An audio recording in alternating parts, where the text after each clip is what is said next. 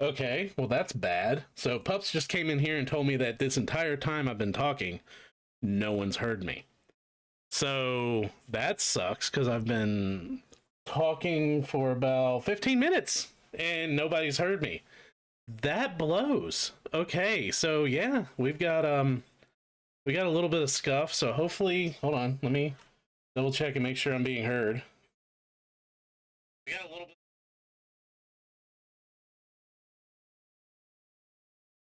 Okay, well, that sucks. Okay. So yeah, I guess I get to go over what I was just talking about. I kind of feel bad for that. Um, yeah, so yeah, that happens. So as I was saying, this has been a very interesting week with good things and bad things happening. We've lost Ozzy Osbourne, which those of you that can tell, I have a little bit of tribute to Ozzy tonight. We're going to be listening to a lot of Ozzy music. Those of you that are going back and listening to the VOD, I do apologize. You are not going to be hearing Ozzy as it's not recorded on the VOD. It's only a special little treat for those that are watching live.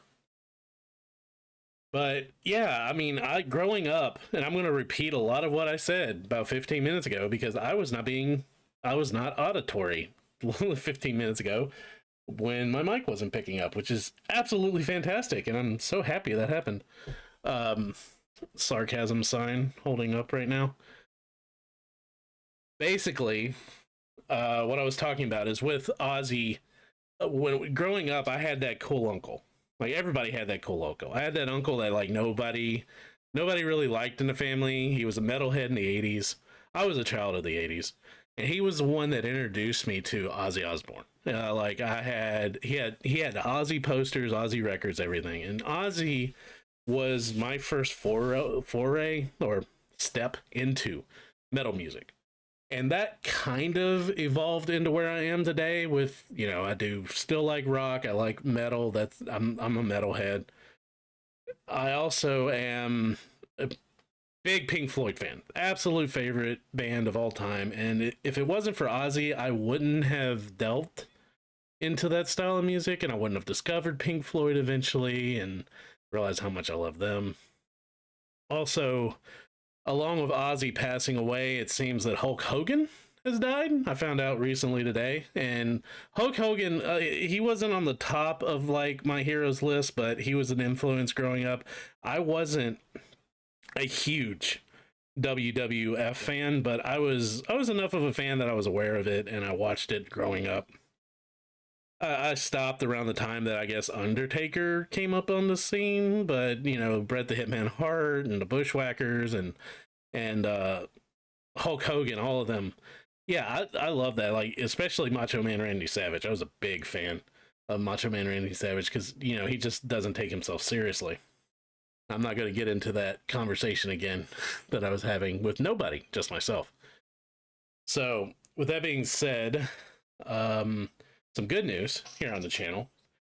Number one news is we broke 100 followers as of last night, which, yay, we're at 104, which is great. Honestly, didn't expect to get here so fast. But I had 100 followers giveaway, those of you that knew about it.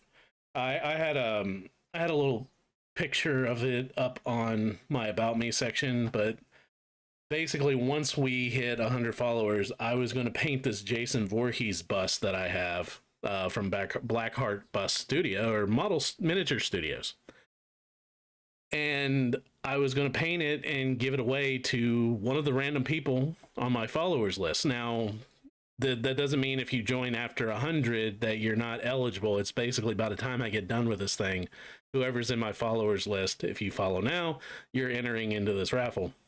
You're going to be hand painted Jason Voorhees bust by me, and I'm going to send that. I'll message you on Twitch once I have the drawing, and I'll send you a little private message with, "Hey, you won this," and send me an address that you don't mind me sending this to.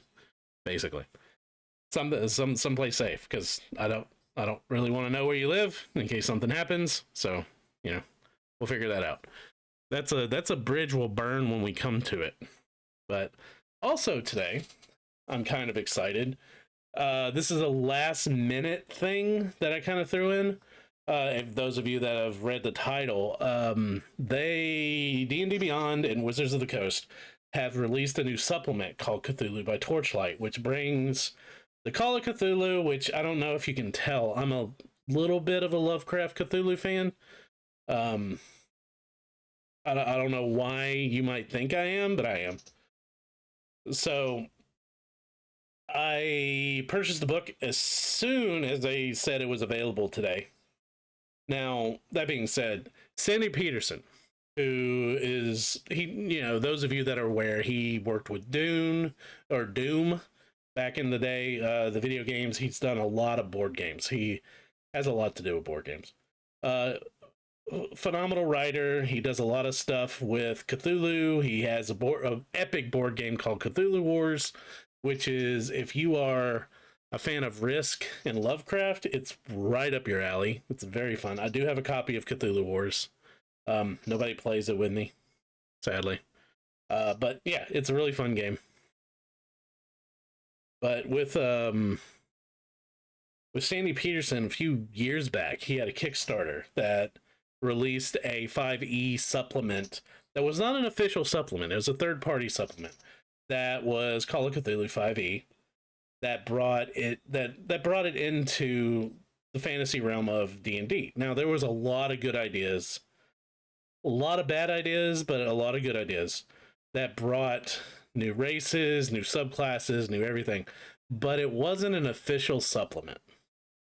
As in, a lot of people probably wouldn't have allowed it in their games. Definitely wouldn't have allowed it in Adventure League if I wanted to play any of this stuff in Adventure League.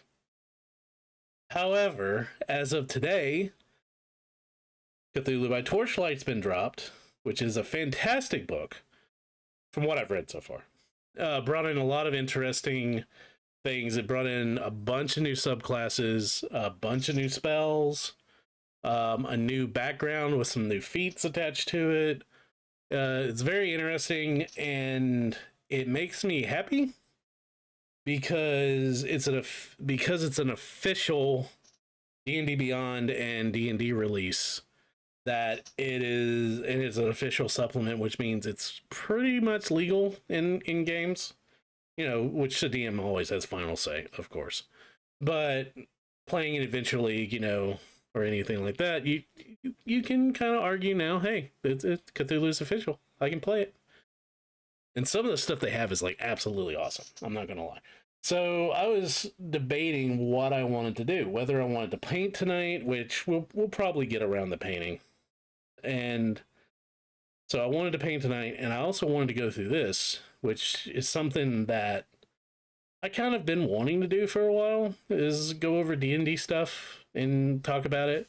So I thought about it. So I played around with OBS a little bit, and I'm going to bring up my art studio right now with the handy dandy wave of the summoning circle. Hey, and there's the art studio. But here's the fun thing that I'm going to do is I'm going to... Oh, camera's gone. Boom. There we go. All right, so I thought about going through this book a little bit with you guys. Cthulhu by Torchlight. So some of the stuff that they've come up with in this book is pretty neat and pretty fun. One of the things is they're talking about gaining passions and let's see, dreadful insights and passions. These are neat. These are kind of like a new driving force for your character. To where it directs you in a certain way, but it also gives you bonuses. Like if you choose, like, oh, I have this passion for this, and you have to do a d20 test, like a skill, a saving throw, or anything like that, it can actually give you a bonus of a +5 to the roll, which I thought was really good, as long as the GM agrees on it. So it's the passions and the dreadful insights are kind of, you can use them if you don't. They're still a really neat mechanic that they brought into the game, but I mainly want to talk about some of the backgrounds and the especially the background and the subclasses and the spells they brought into this, because some of this stuff is just so cool. Um, Number one, the Mythos Investigator is like something in your past drew you into contact with the Cthulhu Mythos. While most sensible folk push such memories to the back of their minds, eager to move on with their lives, you choose a different path. Your experience with the mythos showed you that while these creatures are terrible, they can be defeated. You adventure in search of the mythos' influence on the world and seek to battle it however you can. The amount of times your mom's faked a jellyfish thing to get me to piss on her. I know I have not done that today, Sonny. I have not been breakdancing on a jellyfish. Now that I know that wasn't my fault. I was sabotaged. I was sniped with a frisbee in the back of the head. Hi, Sonny. How are you? We're discussing the new D&D book that is taking over my life right now, since it got dropped a few hours ago. But, let's see. Yeah, one of the cool things about this background is, it brings in new tools too, but it brings in like all these new feats for this. It's so good. Oh, your internet's back. The satellite didn't get shot down. Were you planning on streaming tonight?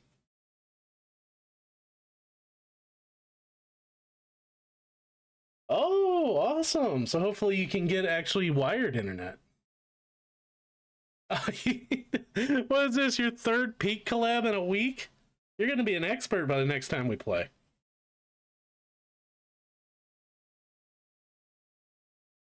The week of Peak. Peak week. Oh, wow. Yep. Mountain Goat Arc. Right up there. Certified. You're getting your Mountain Goat certification is what you're doing. You're getting certified Mountain Goat. You gotta climb 3 mountains in a week and toot on all of them.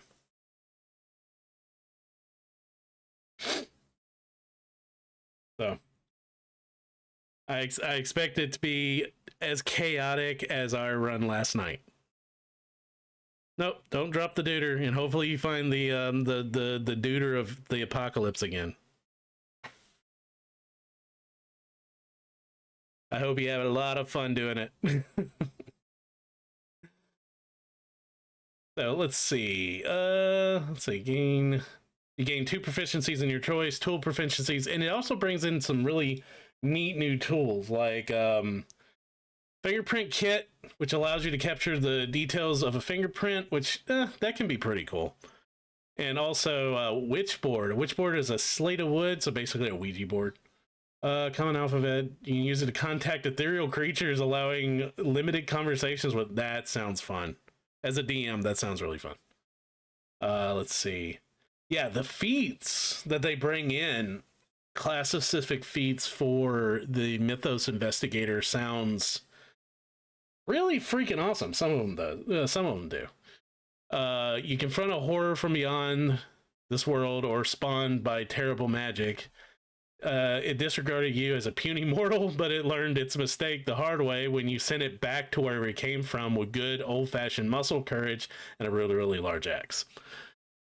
You gain a Defiant Strike while you're bloodied, which, those of you new to D&D, bloodied is a condition where you're at like half your hit points. Bloodied and hit with a spell or a weapon attack, you choose to treat the attack's damage roll as being halved, rolled the maximum damage possible. Once you use this benefit, you can't use it again until you find a long rest. Oh, so half the maximum damage. So if you get hit by a greatsword, which I believe is 1d12, it's only ever going to do a 6 to you. That's pretty cool. And you also gain Indomitable Heart when you're frightened condition. Now, frightened, I hear, with these new monsters is going to be pretty choice. It's going to be around a lot, so this might be pretty cool. Hide from terror. The night is a blur, a strange presence or overwhelming terror and confused jumble of screens mixed with faint memories of something terrible and hungry. You hide from it, finding a place too small for it to reach. The sounds of that night and the awful aftermath you found that morning will remind you to the end of your days and beyond. You gain the following benefits. Shadow Strike. If attacking If attacking would end the invisibility condition on you, you can make an attack and keep that condition. You can use this benefit as number of times equal to your proficiency bonus. You regain extended uses when you finish a long rest. That's kind of cool because that basically gives you improved invisibility. Because that means when you attack, your invisibility is not going away. That's pretty damn strong, actually. Benefit beneath notice: when you attempt to hide from a creature that is larger than you, you can hide. You can hide if you are lightly obscured or more than 30 feet away from it. You gain definitive benefits of being hidden against such creatures, but you do not hide from other creatures. That's pretty interesting. If you play a small character, you can hide from everybody. Merge in the shadows. Pretty self-explanatory. Wisdom perception checks made to detect you while you're having disadvantage. Okay.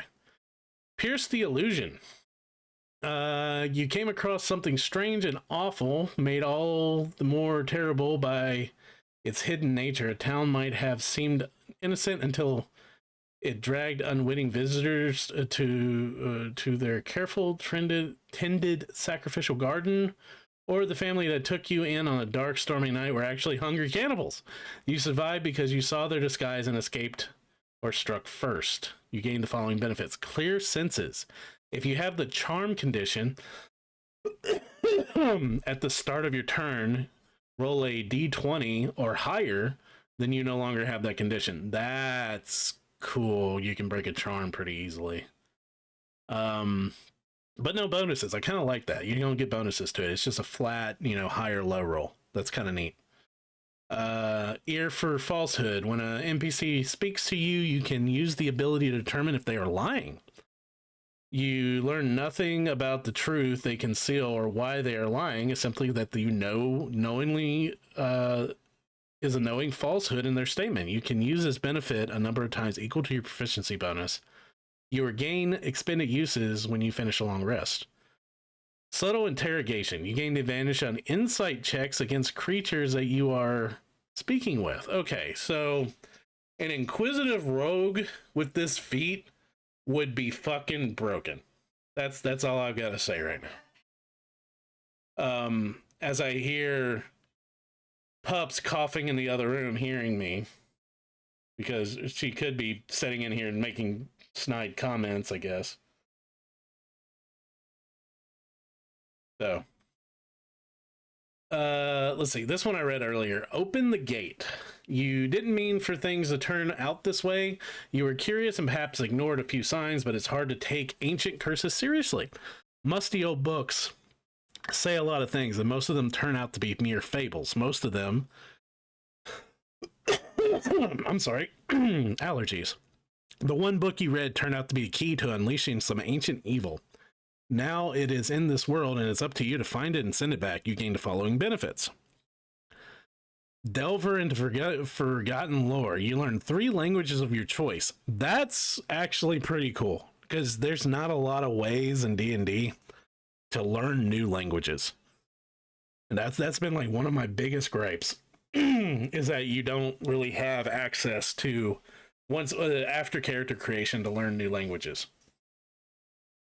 Let's see, Foul Arcana. You can tap into the brief glimpse of the mythos to empower a spell, at the cost of overwhelming your mind with a horrifying cosmic insight. When you cast a spell, you give the spell's save DC a +2 bonus, but you have the paralyzed condition until the start of your next turn. You can use this benefit a number of times equal to your... wow, okay. So that's pretty good. You can make your spell a little bit more difficult to ignore, but at the cost of paralyzing yourself. That's pretty neat. I do like that. All right. I survived to tell the tale, which is another feat. You encounter something dreadful, a horrible creature or bizarre ritual that sets you down the path of becoming an investigator of the strange. Your quick feet and instinct for survival carried you through the day and are your best asset. You gain the following benefits. Instinct to survive. When you take damage that would reduce you to 0 hit points, you can immediately regain hit points equal to your level. When you use this benefit, you cannot use it again until you finish a long rest. So basically, you got a Phoenix now from Final Fantasy. Let's see. Superior speed. You gain a +2 bonus of speed. Now that would be freaking broken with a Tabaxi monk because they don't need any more feet. That's insane. That it gives you just a flat +10 bonus to speed. Wriggling free. You gain if you gain the grappling condition, roll a d20 and on a 10 or higher, you instead do not gain it. That's kind of neat. It looks like a innate slippery. So those are the new feats. Some of them sound really cool, but I think they're origin feats. So I'm wondering how that. Yes, hi Callie. We are nerding. I'm going through the new D&D book that came out today. I'm kind of excited about it. I just went through the new feats. That seemed pretty interesting, pretty exciting. How's your day? Let's see. Variety of heroes. Like their variety of heroes make their stand against the Cthulhu mythos. So we're going into different subclasses here. I'm happy you're having a good day. Let's see. Path of the Spell Scorned Barbarian. Now I've read a couple of these subclasses already. But I have not looked at the Barbarian yet. Path of the Spell Scorned awakens a mote of anti-magic from the soul of the aberrants. These elite warriors still themselves against magical effects. Some are specifically trained bodyguards tasked with protecting the elite mages and arcane academies or the high priests of religious orders. Others are demon hunters, their resistance allowing them to overcome the foul magic that strikes down lesser warriors. Okay, pretty self-explanatory. Hey Dane, welcome. Good to see you. Hopefully you're having a good day too. Feel free to lurk away. All right, so let's see. What do you gain at third level when you take this? Oh, over midnight. Oh God, yeah. Please rest, sleep. No need to stay up. I know how it feels. I've got friends that I got VTuber friends in Australia, and I pretty much do the same thing. I'll go in there and just lurk and go to bed. You have a good sleep. Level 3 abilities that you get when you take the subclass. You gain an intuitive sense with the supernatural facets of life. When you take the study action to make an intelligence arcana or intelligence religion check, you can make a wisdom saving throw check instead. That's cool. I love stuff that replaces skills. Makes them more versatile. Spellhammer. You sheath your weapon in crackling energy that is particularly baneful to creatures from other worlds. Those that will magic or those that are capable of tremendous destruction. Once per turn while you rage is active, you can deal double your rage damage bonus to a target hit by a strength-based attack. Huh. If your target has legendary actions or can cast spells or was summoned, you deal triple the rage bonus. Okay, that's kind of neat. That's a boss-specific damage. I've never seen that before. That's pretty cool. I like that. Spell Shield. You get that at level 3? Spellhammer? Good God. Spell Shield. You exert a void around you that consumes spells. While you rage is inactive, you radiate a spell-consuming aura in 30-foot emanation that originates from you. You and your allies in the aura gain a bonus to saving throws against spells equal to your rage damage bonus. Are you freaking kidding me? The Barbarian's getting an anti-magic bubble? That's insane! Let's see. Level 6, Under the Weave. You always have the counter spell. You always have the counter spell prepared. Yeah, that's not broken at all. You just got this, running crazy damn barbarian running in the middle of combat, and just protecting everybody with an anti-magic bubble. You always have the counter spell prepared. With this feature, you can cast it without a spell slot or components while your rage is active, and your spellcasting ability for is strength. Your spell casting ability is strength. What? As part of the reaction, you take the cast a spell. You can move up to your speed and make one attack with a weapon against the target of the spell. Once you cast a spell with this feature, you can't do it again until you finish a short or long rest. Yeah, that's true. Barbarian immune to magic when they already have physical damage when raging. And on top of that, at level 7 or level 6, they can cast Counterspell when they target a character as part of the reaction. You can take the cast a spell. You can move up to your speed. So within a reaction, they can triple their speed.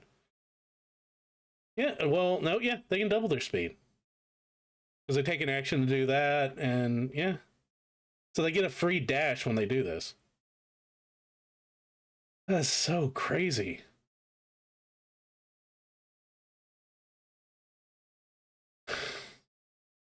Let's see. Blistering Howl. When you or another creature you can hear takes damage, you take a reaction to grant it resistance against that damage. In addition, the target gains resistance to that damage type until the end of your current turn. Okay, well that's cool. I like that. Level 14. I don't see any like 20th level abilities. The Paladin gets 20th level abilities. Dimensional Duel. You always have the Banish spell prepared. When you activate your Rage as a bonus action while your Rage is active, you can cast Banish without a spell slot or components, and while your Rage is active, your spell casting ability is your Strength. You can maintain concentration. You anger something away. You're literally so mad that you send it to another realm of existence.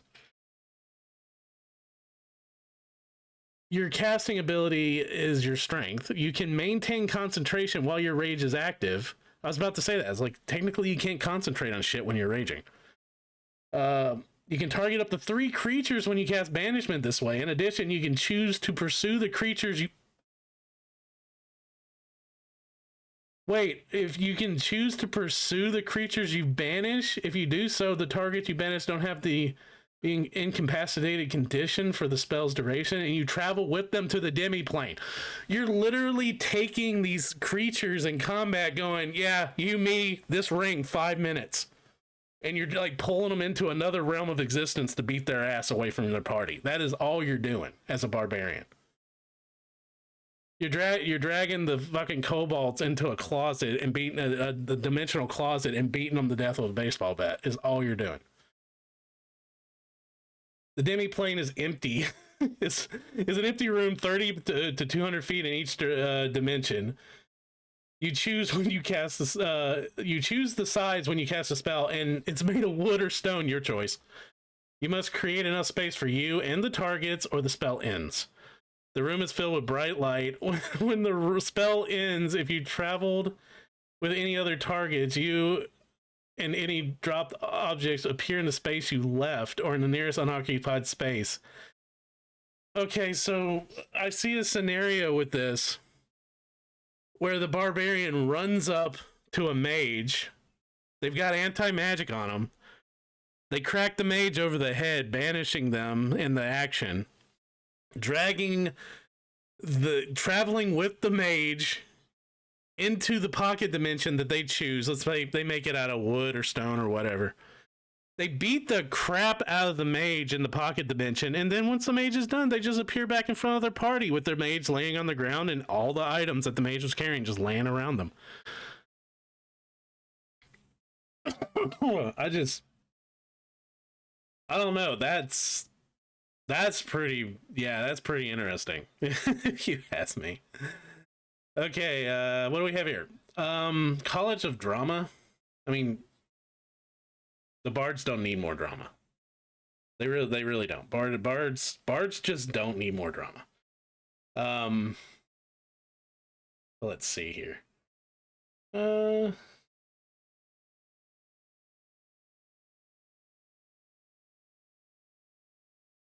Getting an alert. Sorry.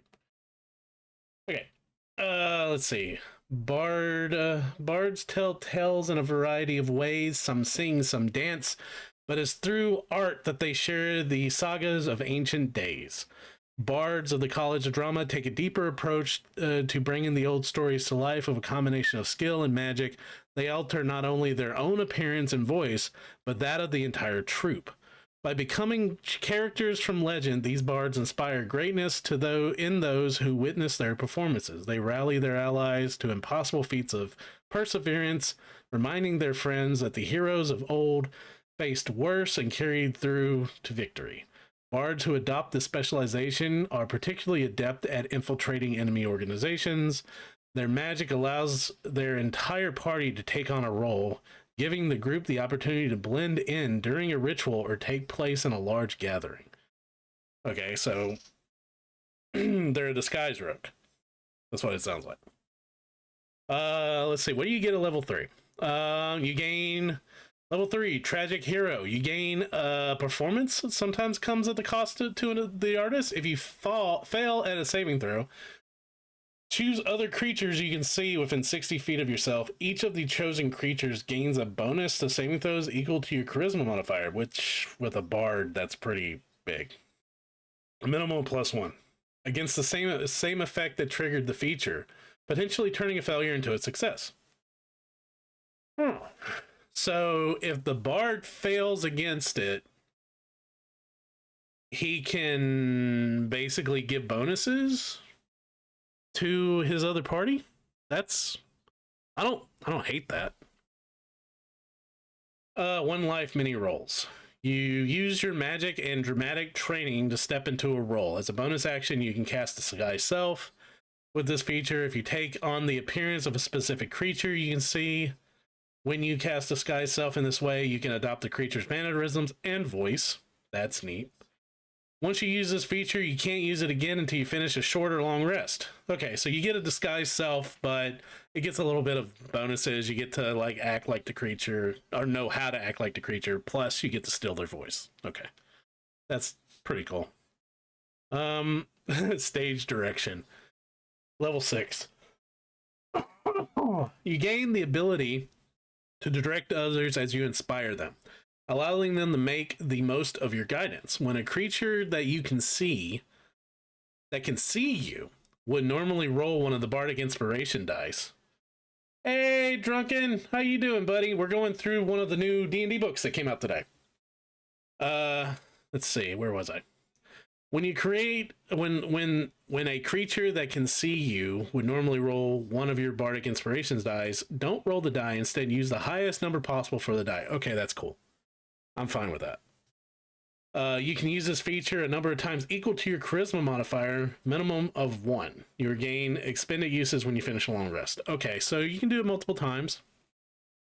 That's pretty cool. You're basically just giving out a max bardic inspiration die, which is pretty neat. I don't hate that. And for a level 6 character, that's not too strong. Like, I'm for that. Assemble the troop. When you cast the size self using your 1 life mini rolls feature, you can target up to 6 willing creatures you can see within 30 feet of you with the sky spell. You choose the appearance of each creature takes. While under the effects of the spell cast with this feature, the chosen creatures gain a bonus to charisma checks equal to your charisma modifier. Okay, so it's just your level 3 ability, but you can target everybody. Okay, that's fine. Grand finale. You gain the ability to deliver a stirring performance that spurs your companions to mighty deeds. As a magic action, choose up to 2 other creatures within 60 feet that can see or hear you. Can see or hear you. It doesn't have to be both. The wording specific, can see or hear you. Each of the creatures can immediately take an action this turn. Okay. Once you use this feature, you can't use it again until... That's stupid powerful.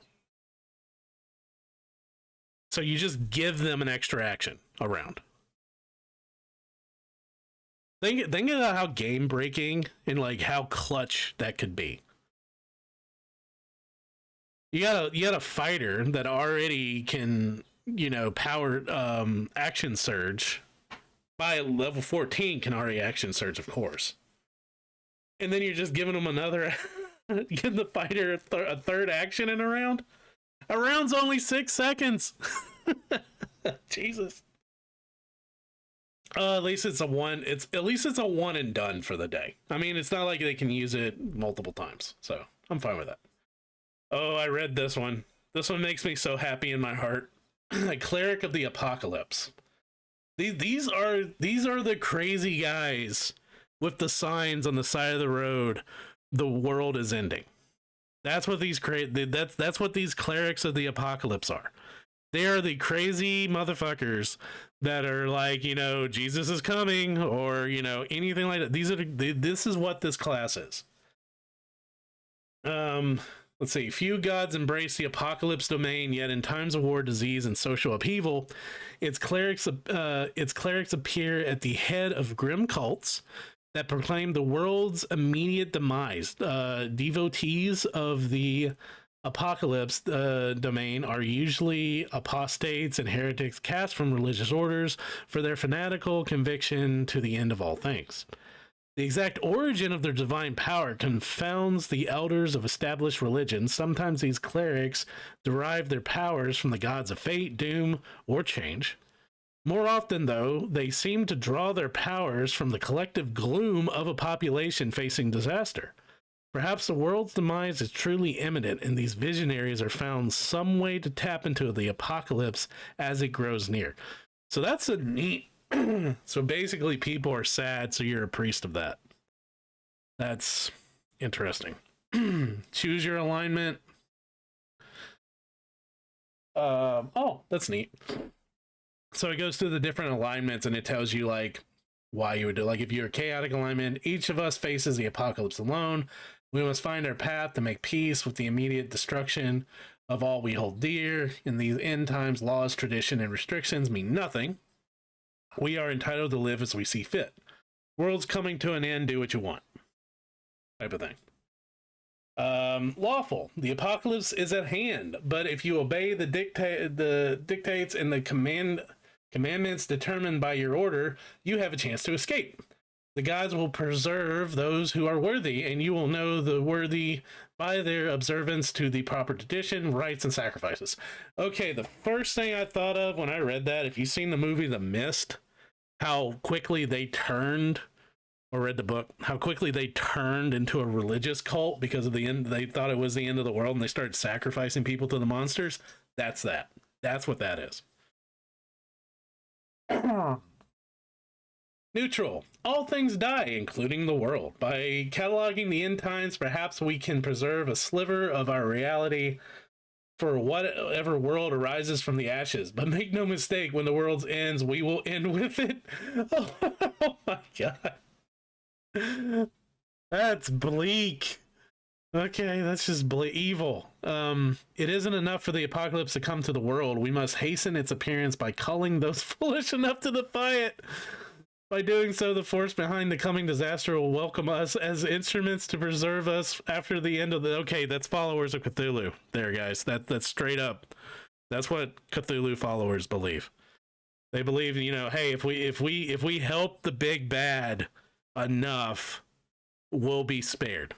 That's what evil is. Good.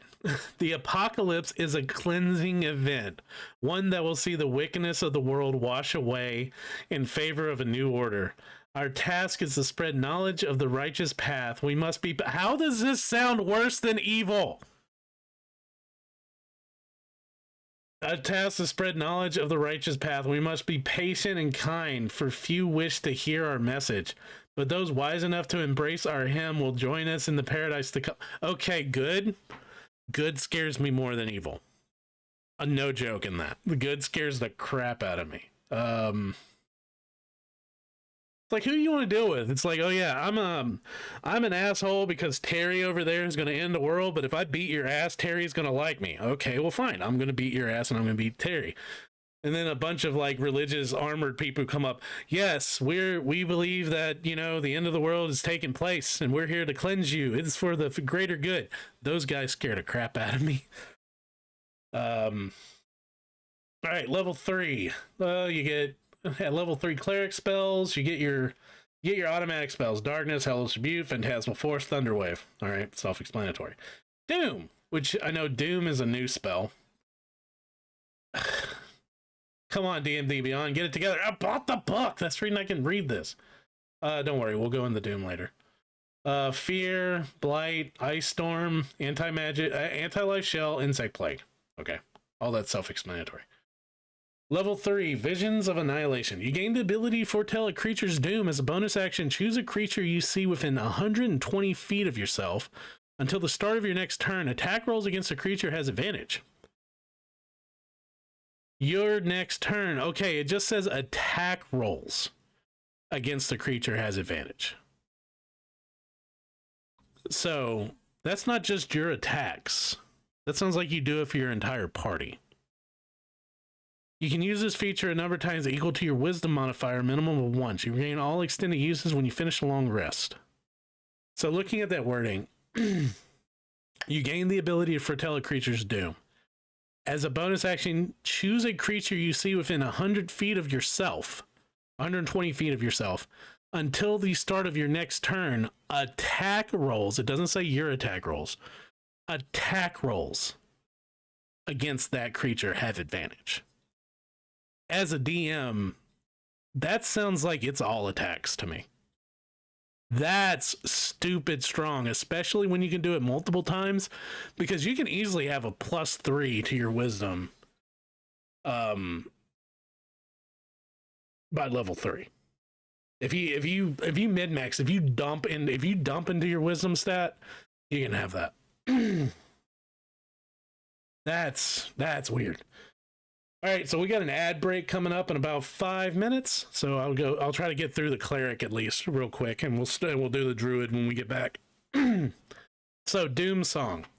You can use your channel divinity to hasten a creature's doom. As a bonus action, you can spend one of your channel divinities to choose a creature you can see within 120 feet of yourself for 10 minutes. 10 minutes. Around 6 seconds. For 10 minutes, attack rolls against the creature can score a critical hit on a roll of 19 to 20 or 20. For 10 minutes. Okay, I suck at math. Let's get out the calculator.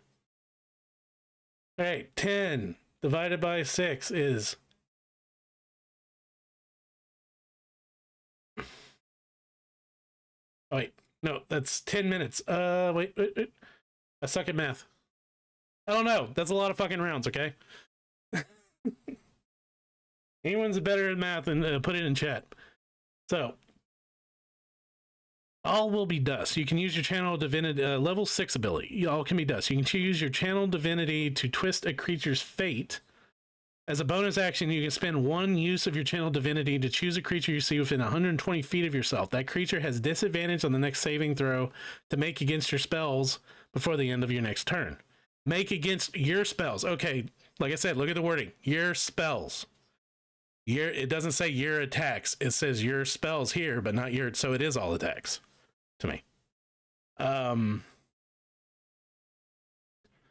Life Beyond Death, level 17. By the way, that level 6 ability, I'm fine with it. I'm fine with it. That sounds fine. Life Beyond Death. When you or an ally within 120 feet of you is about to make a death saving throw, you can expend a spell slot, no action required, to heal the target a number of hit points equal to 10 times the level of the spell slot expended. I like that. It's 120 feet Hail Mary to save a friend. That's shit that a cleric should be able to do, especially at 17th level. So yeah, I'm cool with that. I'm sorry guys, I'm coughing like crazy. I got really bad allergies right now. I don't know what it is. Let's see, Druid subclass, Circle of the Symbiote. Man, some people love the idea of a symbiote. I know, like, you know, people love Venom and stuff like that. My best friend Gabe, he loves the idea. Like he used to put it in all of his stories. And Pups is bringing me something to drink because she hears me coughing like crazy. Okay, so circle the symbiote. Well, let's see. I got a minute and 30. Maybe we can get through the intro. Druids typically view themselves as caretakers of the natural world, using their magic to maintain the wild realms. Druids of the Circle of the Symbiote take the step further. They become part of nature, allowing plants to take root in their flesh. Oh, no, don't like. Become an integral part of their being. Druids in this circle are sometimes seen as extremists by their brethren. They treat plants and animals as equals, seeing intelligent creatures as no more worthy of respect or protection than other living things. At their most extreme, these druids waged war against civilization, calling on Fang and Vine to topple those who would invade the natural world and subvert it. These druids, owning to their close bonds to nature, to the natural world, are drawn to face the horrible invaders of the Cthulhu mythos. They see themselves as the wild's first line of defense against these abominations. Okay. Yeah, you lost me at they let plants grow in their skin. No. Okay, but I'm gonna still cover this. How does your symbiote appear to others? Oh no, chat. How does your symbiote appear to others? Um, is it obvious or does it remain hidden? Okay, we got 15 seconds till the ad break. I'm going to step away and walk off. I'll let you guys do the same, and I'll be back in about 3 minutes when the ads are over. I'll see you guys then.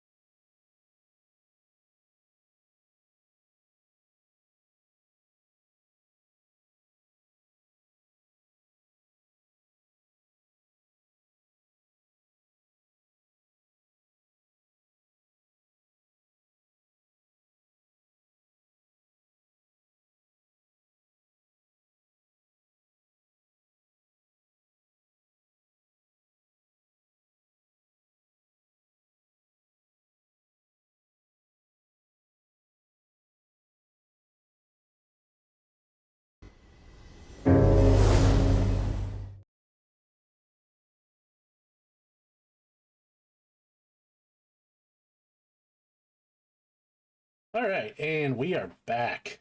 Hold on one second. I thought we had a special guest. Apparently she's not showing up.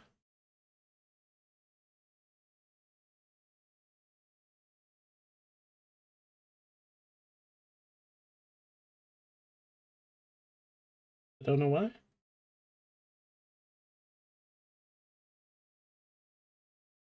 Let's go to my office. Oh, she's not showing up. Can you say something?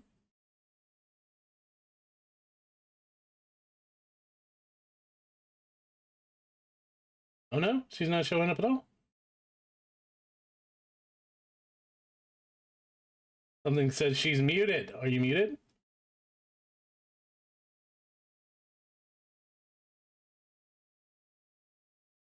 Still cannot hear you. Interesting. Excuse me while I try to troubleshoot this.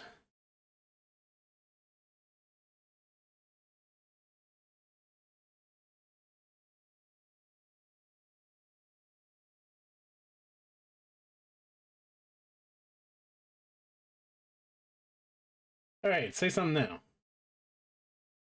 Oh, I can hear you. I don't see you, though.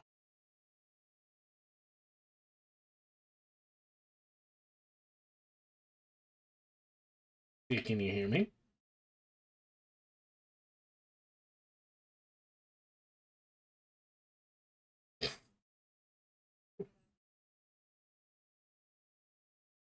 You should be able to.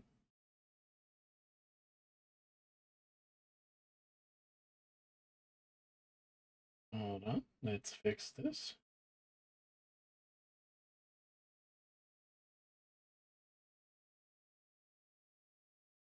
All right. Try now. Hello. Hello.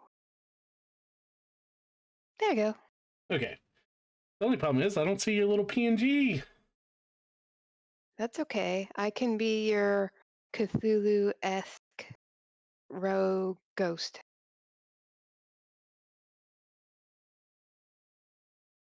I don't like it. You don't have to like it. Yeah, I do.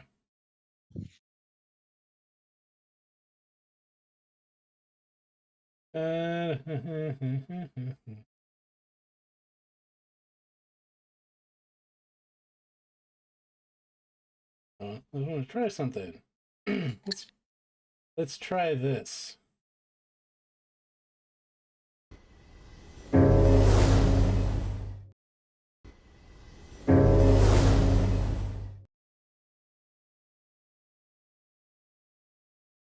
That didn't work.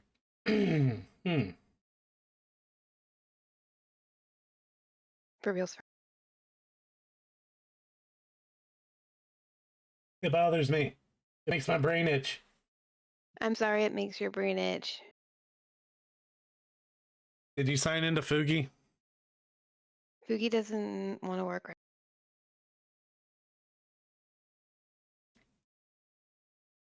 1 second, people.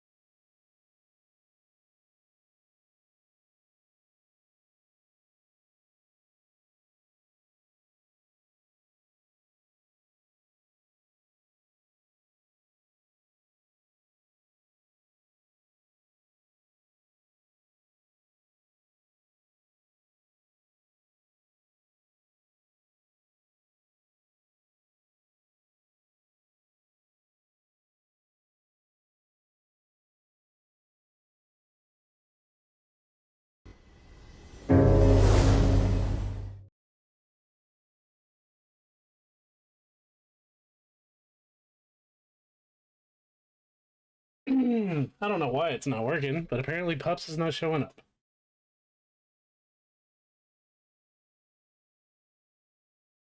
I told you it was just pretend I'm a disembodied ghost. No, I don't like that. So we're gonna do something.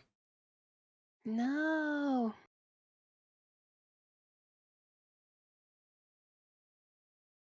I think it fits right along because you're reading a book of mythos. Let me cook. Let me cook. Let you cook what? See? No.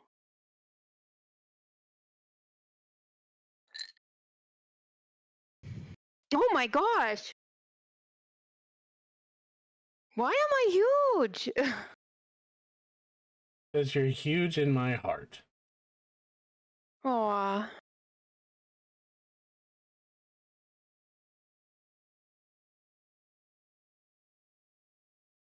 No, it just looks like I'm continuous.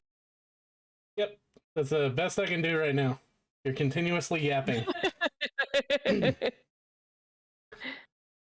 So that'll work. You're continuously yapping for right now. So, I'm about to say that's close to real life. so fuck it, we'll go with it.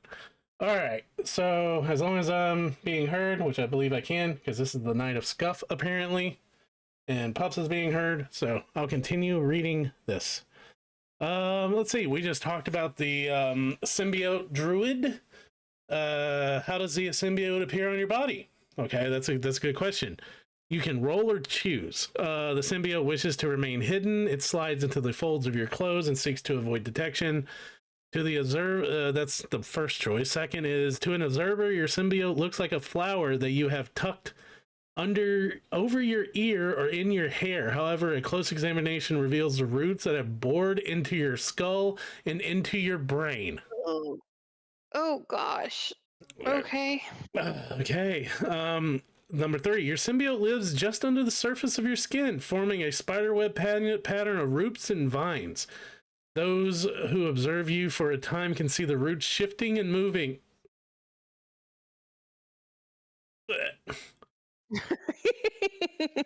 Like worms.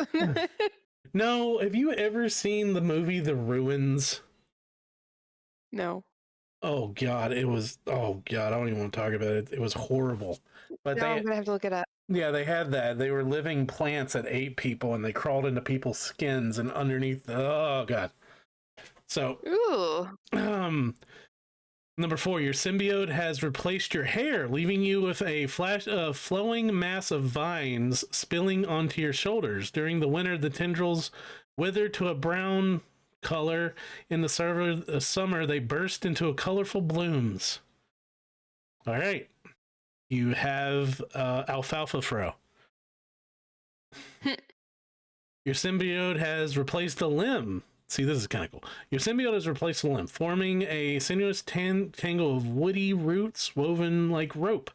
This limb is as strong and flexible as your original, but it replaces some strange demands on you. Instead of drinking, you must dip your limb in water to sate your thirst. Excuse me. Ugh. I'm just going to stick my foot in this tankard. Your symbiote grows deep into your chest, its vines looping between your organs and reaching to touch beneath your skin. Short, sharp thorns stud parts of your body. To sustain your symbiote, you must skewer chunks of your raw flesh on these thorns. Your symbiote draws nutrients from this meat. Oh god, that's I don't know. Let's see. Let's see. You get bark skin and tangled guidance. Okay. At 3rd level. 5th, you get plant growth. 7, the hallucinatory terrain. 9, tree stride. Okay. What do you get at level 3? Level 3, primal symbiote. Vines and roots grow across your body, forming a symbiotic network. As it draws physical and magical nourishment from you, a symbiote grants you a number of benefits, fortifying presence. You have an advantage on Constitution saving throws that you make to maintain concentration. Symbolic transformation. As a bonus action, you can extend One use of wild shape to allow your symbiote to transform you into a plant-like brute. As fibrinous plates and vines cover your skin for 1 minute, you gain a +2 bonus to AC, and you gain a number of temporary hit points equal to 2 plus half your druid level round down. At the start of each of these turns, you gain advantage and dexterity. See, that's cool. That's like a living, like, bio armor. That's kind of neat. I'm going to try one thing I just thought of that might fix the Fugi issue. Now that I think about it. They keep going with the druid. Hold on. Ah! Better. So, just 1 second. Talk amongst yourselves. Here's a topic.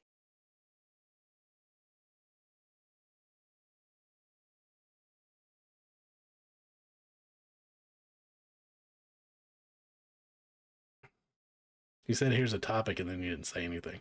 Yeah, I was waiting for you to give them a topic.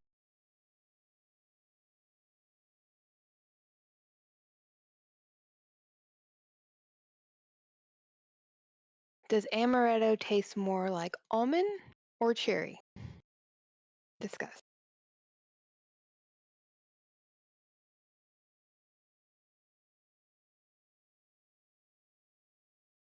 Guess what? I fixed it. Woohoo! There's pups. There's You feel better? Yes, I do. My brain stopped itching. Okay. My brain is no longer itchy. I'm happy. Okay. You sound like me at work. Yay. All right. So it works. Ooh, okay, now I can actually concentrate on this crap. Okay, we talked about the living bio armor. Level 11, symbiotic reflexes. Your plant symbiote empowers you, allows to you always have the haste spell prepared. Once per active symbiote transformation, you can cast haste on yourself without spell slot or components. So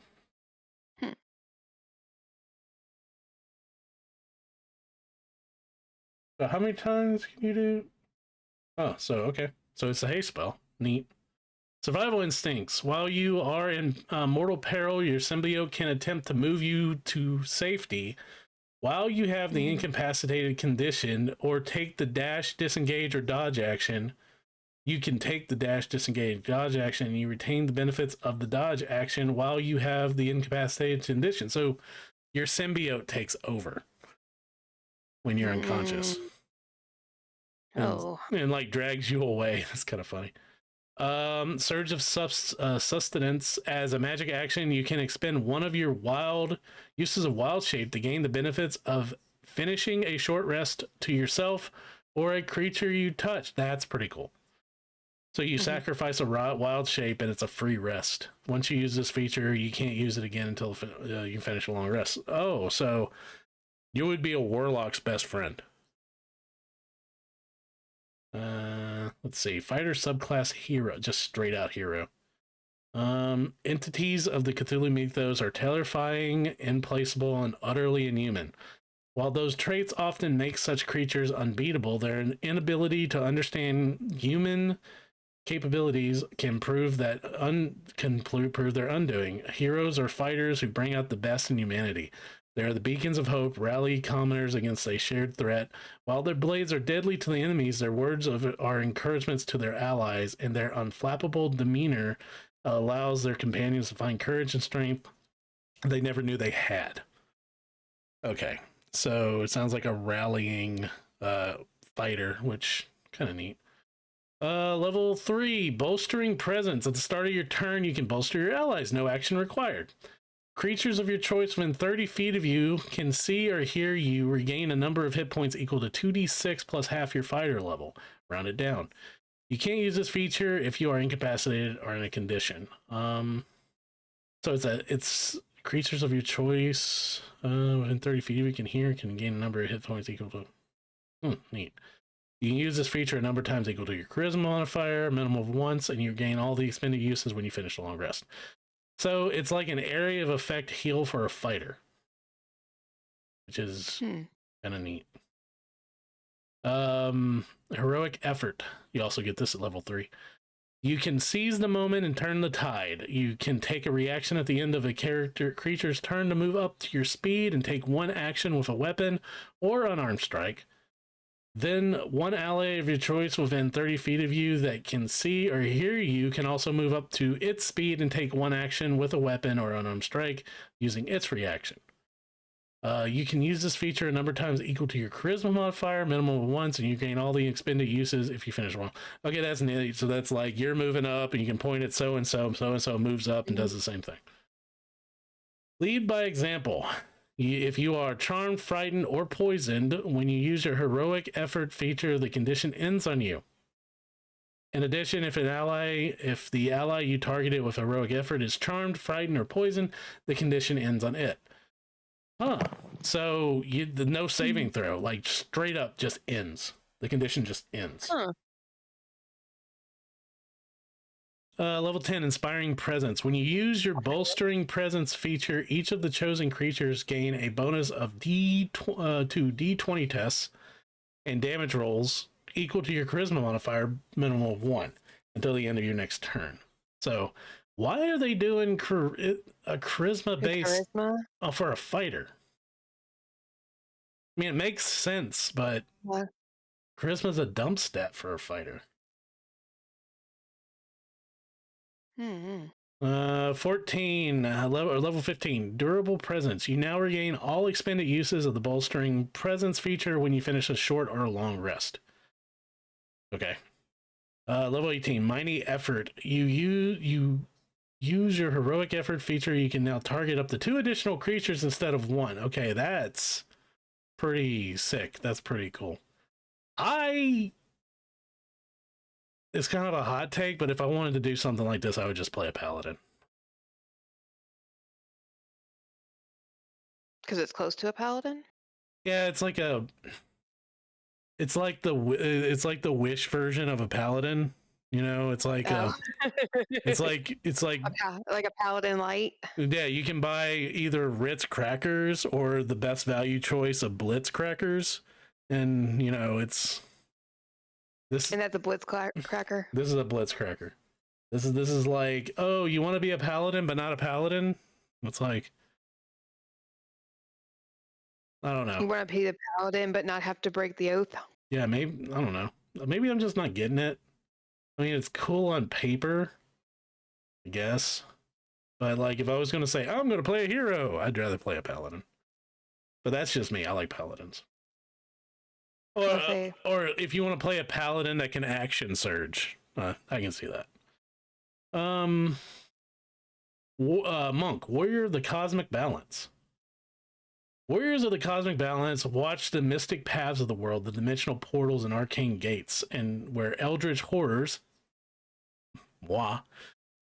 seek to intrude upon the world. These warriors stand waiting. They are trained to use their inner power to purge even the strongest afflictions, and their merest touch can send the mightiest abominations back to the horrid pits that spawned them. I don't want to be touched by a monk.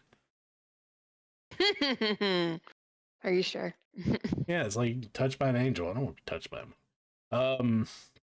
Level 3. Well, you get it level 3. Guardian of the Way technique. You have studied alien creatures and learned to disrupt the foul energies that course through them. Once per turn, when you make an unarmed strike with flurry of blows and deal damage, you can cause one of the following effects. Anchoring strike. Until the end of your next turn, the target can't teleport or use planar travel, including entering a extra dimensional space or demiplane. You get that at fucking 3rd level. What? You get it's a teleportation block. A 3rd level monk can block a teleportation. Oh. That's stupid. Banishing strike. The target teleports up to 15 feet to an unlocked. Okay, that's fine. You can like hit something and teleport it off a cliff. I can anchoring fucking strike. Are you kidding me? You can punch a god and keep it from teleporting. There's like no saving throw, no nothing. You just do it. Just do it. A level 3 monk can punch you into staying in place. You can't teleport away. You can't swift. You can't switch dimensions. That's stupid. Stupid. Seeker, level 3 seeker. You always have the detect magic and comprehend language spells prepared. With this feature, you can cast one of the following spells without a spell slot or components, and your spellcasting ability is your wisdom. All self-explanatory, all normal for a monk. Once you cast a spell with this feature, you can't do so again until you finish a long rest, unless you expend one focus point. No action required to restore its use. Okay. All of that is normal. Okay, so that's fine. Let's see. Level 6, Warden of Harmony. When a creature within 60 feet of you attempts to teleport, you can take a reaction and spend one focus point to prevent the teleportation. Again, no roll, no saving throw, no concentration check. You just spend a chi point, a focus point, and they can't teleport. They can't move. I'm kind of like disappointed because when you told me these were like Cthulhu-esque, like Sandy Peters-esque, like classes, I would think that they would have had like a monk acolyte. And this just sounds more like. Well, these are supposed to be like monks that are dedicated to blocking the gates. I'm like, okay, I get that, but I don't know. Yeah, but do you know what I mean? Like it's. I don't know. Let's see. Cosmic Restoration. As a bonus action, you can touch a willing creature, which could be yourself. Choose one of the following options. Dispelling Touch. You end. Now, this seems fitting for an 11th level ability.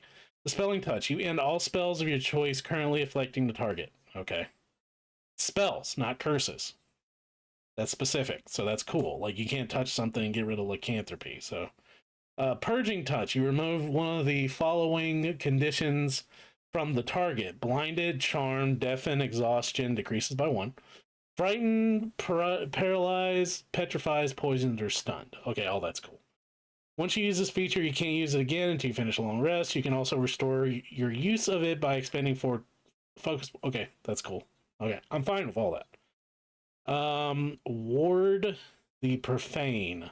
Once per turn, when you hit a creature with an unarmed strike, you can expend 3 focus points to cast Banishment. The targeting the creature. Wisdom is your spellcasting ability for it. Okay, so that's fine. That's feasible for a 17th level ability. You have to spend focus points. You cast Banishment, which means they still get the saving throw. That's fine. The 2 lower level ones, that's like, oh, you can just stop teleportation. I don't fucking know. I don't like that. Okay, I read this one earlier and I want to play one. I'm not gonna lie. This sounds really cool. This is a Paladin of the Oath of Guardian. Oath of the Guardian. These paladins serve as protectors of the common folk and guards against rampaging monsters. Those who embrace this oath range from paladins who single-handedly defend towns on the borderlands to elite groups of knights tasked with protecting the cardinals of religious order. Tenets of the Guardian. Like any paladin oath, these ethos embrace the specific by specific paladins or the order by they belong to shapes their beliefs. Listed below are sample tenets for various alignments. Create your specific tenets by picking up the 4 ideals that capture your views. Tenets of Chaos. Affinity. You protect and help those that feel meet your personal standards, as in your personal values that determine your actions in a situation, not some stifling code of conduct or the expectations of others.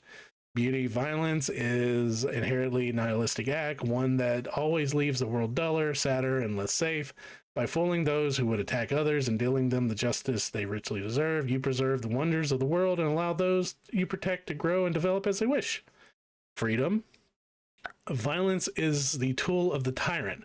By denying others the choice to spread misery, you break the strongest chains that oppressors can use to force others into obedience. Tenets of Evil. Dominance. Let others believe you guard them. In time, they will grow to depend on your protection, that you will be the master and they your thralls. Optimism. You are a shield for others, but only so long as you profit from that arrangement. You will be the first to notice when those you guard grow weak, and thus the first to strike on them. Profit. There is money to be made in offering protection. Keep your paymasters alive as long as their riches flow into your pockets. When they grow weak, join the mob. They cast them down and loots their vaults. Let's see. Tenants. The paladin evil tenant of profit reminds me of Jaime Lannister from like Game of Thrones. Tenets of good. Courage. You remain unswerving in the face of danger, knowing that your cause is just and your methods valiant. No matter the odds, you stand your ground and refuse to back down. Sacrifice. By setting aside your own safety and accepting pain meant for others, you ensure that the innocent can strive in dangerous worlds. The needs of the just society outweigh your personal desires. Service. Those with the strength and endurance to protect the weak must do so to serve the greater good. You have been given gifts and must put them to use helping those who aren't as fortunate. Tenets of law. Fidelity. You have given your word to protect civilized realms and those who dwell there. Your word is your bond, an oath that overrides all other considerations you might weigh when choosing your actions. You protection. You protect others to preserve order, to ensure that society can strive. You weigh your actions based on your potential to maintain civilization and ensure the law, rather than the erratic options of emotions of unfitted individuals rule the land. Service. You act in accordance to your own code. Refusing to allow others to come to harm, your code might require you to protect certain people, oppose specific enemies, or quest in service of royal lineage or religion. Okay, all that's self-explanatory. Oath of Guardian Spells. The magic of your oath ensures you always have certain spells ready. When you reach a paladin level specified in the Oath of Guardian Spells table, you therefore always have the listed spells prepared. Level 3 Alarm, Shield of Faith. Yep. Lester Restoration, Warding Bond, Beacon of Hope, Protection of Energy. Death Ward. That's neat. Guardian of Faith, Greater Restoration, Raise Dead. Raise Dead. Okay. You're not an Oathbreaker. Why do you get Raised Dead? Level 3. This is Defensive Intervention. This one's cool. You get these at level 3. When a creature you can see hits another creature within 30 feet of you with an attack roll, you can take a reaction and expend one use of your channeled divinity to teleport up to 30 feet to an unoccupied space within range of the triggering attack and become the target of the attack. So I call that the Captain America. Like, you literally look, and if you see like your wizard's about to get clocked by a mace, you can cast your channel divinity as a reaction and teleport in front and take the blow instead of the mage. What's that? I guess it was a feat that the Warforged in our Sunday game used. It's similar. It's a spell like Warding Bond. And he can do it on 3 different people. It's similar to that. Except he just straight up takes the damage. Oh, okay. Let's see, Marking Strike. This is the is this the one I was talking about? Oh yeah, no, the next one's the one that I freaked out about. Marking Strike. When you hit a creature with an attack roll using a weapon, you can forego using the weapon's mastery property to mark the target until the end of your next turn. The effect ends early if you have the incapacitated condition or if someone else marks the creature. A marked creature has disadvantage on attack rolls against targets other than you and must spend 2 feet of movement for every 1 foot it moves when moving away from you. Okay, so it's basically a challenging duel kind of thing that focuses you to keep aggro on yourself. Which is cool because you protect everybody else and it just focuses on you. This is the one that I thought was pretty badass and a little broken. Level 7 Garden Presence. As a bonus action, you can choose creatures within 5 feet of yourself, up to the number of creatures equal to your charisma modifier, minimum of 1 creature. Each of the chosen creatures can use your AC instead of its own as long as it remains within 5 feet of you or until you have incapacitated condition. So at 7th level, a paladin surrounded by its party in full plate armor, holding a shield with probably a level 20 to 22 AC, gives the entire party its AC. Wait, huh? So that's what that means. Guardian Presence. So level 7. Yeah. So say you have a paladin in full plate armor carrying a shield, and whatever other feats or anything it has, probably has like 21 AC. Mm-hmm. Any party member or any creature it chooses within 5 feet of itself, so anything that's in a touching square to its square, can use can use the paladin's AC as its own AC. Could you imagine, like, okay, so I play an inquisitive rogue, right? And I have the ability that allows me to do sneak attack as long as I meet my target's deception. Oh no, you don't even have to use that because technically if the paladin is fighting something, it's an ally engaged with that, so you automatically can use sneak attack.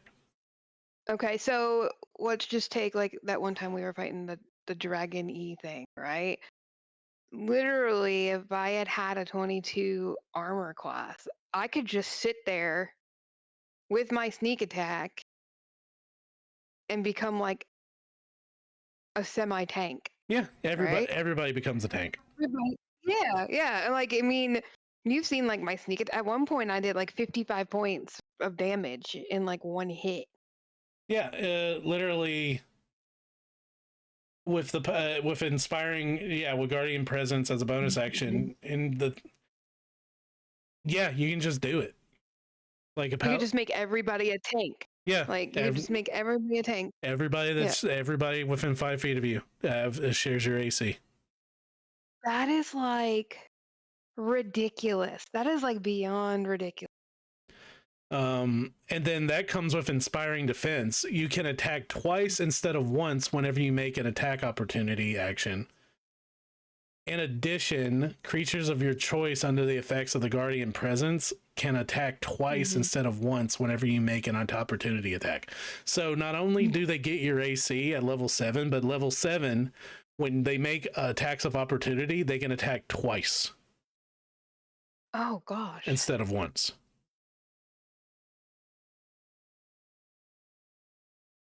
You think they're gonna like nerf some of this? I don't know. That's a little strong, but yeah. Ward of the Guardian, level 15. When a creature marked by you that you can see reduces an ally to 0 hit points and doesn't kill the ally outright, you can take a reaction to have the ally drop to 1 HP instead. If you do so, the ally immediately take a reaction to make a melee attack against the target creature if it's within reach. You can use this feature a number of times equal to your charisma modifier at once, and you gain all the expended uses when you finish a target. So basically, killing outright is if a creature, like if you have a constitution of 15 and oh wait, no, it's different in 5e. So let's say you have 20 hit points. Right. And you have 1 hit point left, and then something hits you and does 21 hit points when you have 1 hit point left because it did it met your maximum number of hit points, you're killed outright. No death saving throws or anything. So that's the only way that I know of that you're killed outright, except like certain monster abilities. But anyways, so with that being said, if you drop to 1 hit point and you're hit with a creature that the paladin has marked, it can pop you back up the same number of times that equals your charisma. It's charisma modifiers. So basically, it can keep giving you 1 hit point every time you pop up. You can hit the creature. Oh. So it turns you into a weeble wobble. You're not gonna fall down. Yeah. You're like one of those punching bozo like clown balloons. Clowns, like when you're younger and you're like pop, pop, pop, pop, pop, pop. Yeah. Let's see. Guardian and level 20, Guardian Angel. As a bonus, you become a living bastion of defense, granting the benefits below for 1 minute or until you end them. No action required. Once you use this feature, you can't use it again until you finish a long rest. You can also restore your use of it by expending a level 5 spell slot.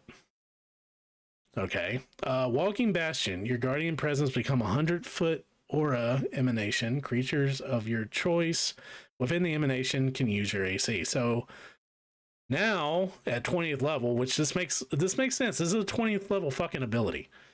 You can give out your AC in a 20-foot radius and a 100-foot emanation from you. Endless Divinity. At each of you can only choose like one of these. You can't do all 3 of them at the same time.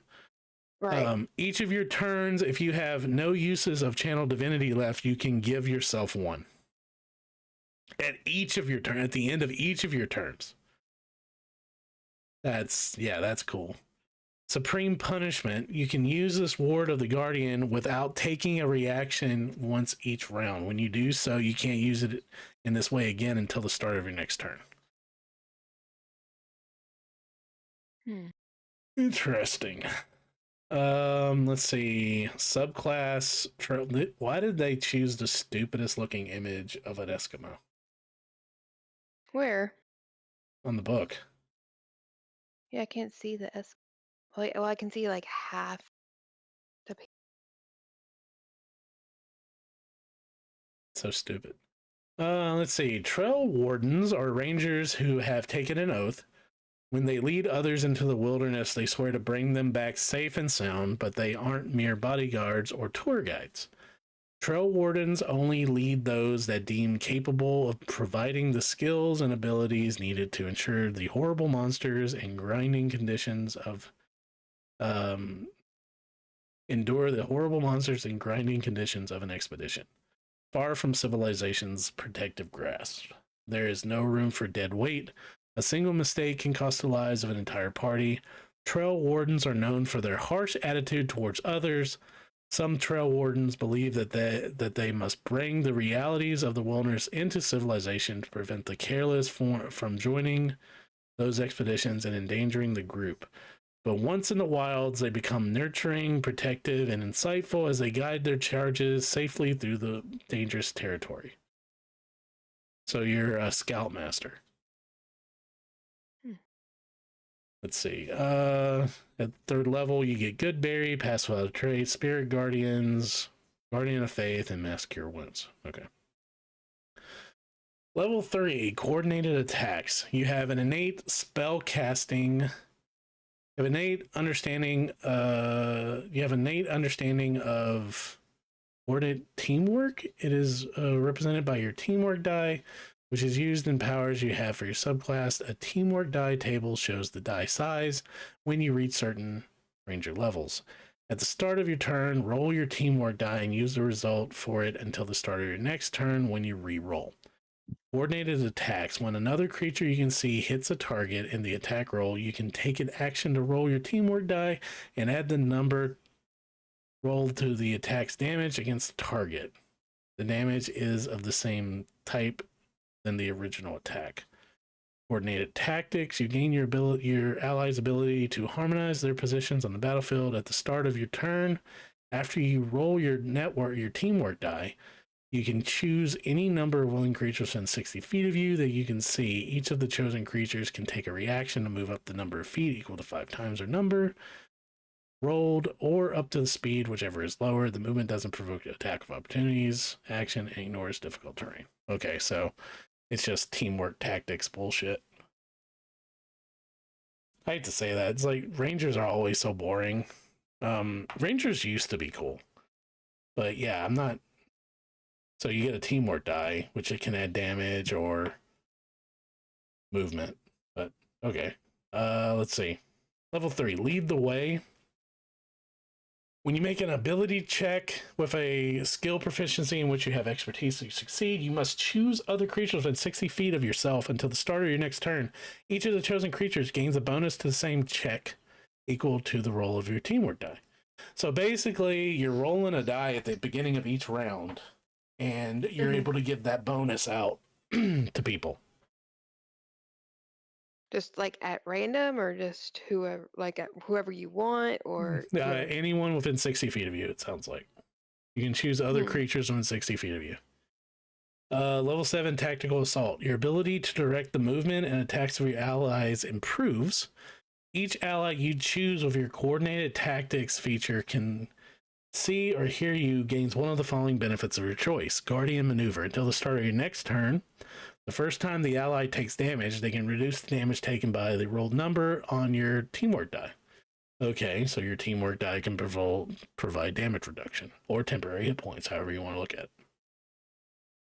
Recon Maneuver. When an ally takes a reaction to move, it can take the hide action as part of the reaction. It gains a bonus to dexterity stealth checks until equal to the number rolled of the teamwork die. Okay. I mean, all this is fine. It doesn't blow me away, but coordinated effort. When you roll initiative, you can roll your teamwork die. If you don't have the incapacitated condition, you and each ally within 30 feet of you can see or hear gains a bonus to initiative equal to your rolled number. Level 15, Group Assault. What? That's kind of neat, though. That, like, right there. Coordinated effort gives them initiative. Yeah. Group Assault. Your coordination, you coordinate your allies in their attacks against a powerful foe. If you take the attack action and each action you make is against the same target, you can choose other creatures within 60 feet of yourself. Each of the chosen creatures grants a bonus to one attack roll and damage roll equal to the number rolled on your teamwork die against the same target. Okay. So here's my argument. I understand, like, every time they're going to put new subclasses in a book, they've got to put one for every, like, base root class. Yeah. I think every time they do that, they're going to have some that just feel like it was forced in because they felt like they had to have something for the ranger or something for another class. Yeah, this feels forced. This feels forced. It's not like sticking out to me. And there's so many other, like, lot cooler ranger subclasses out there. Yeah, like in proportion to, like, the fighter or like the druid.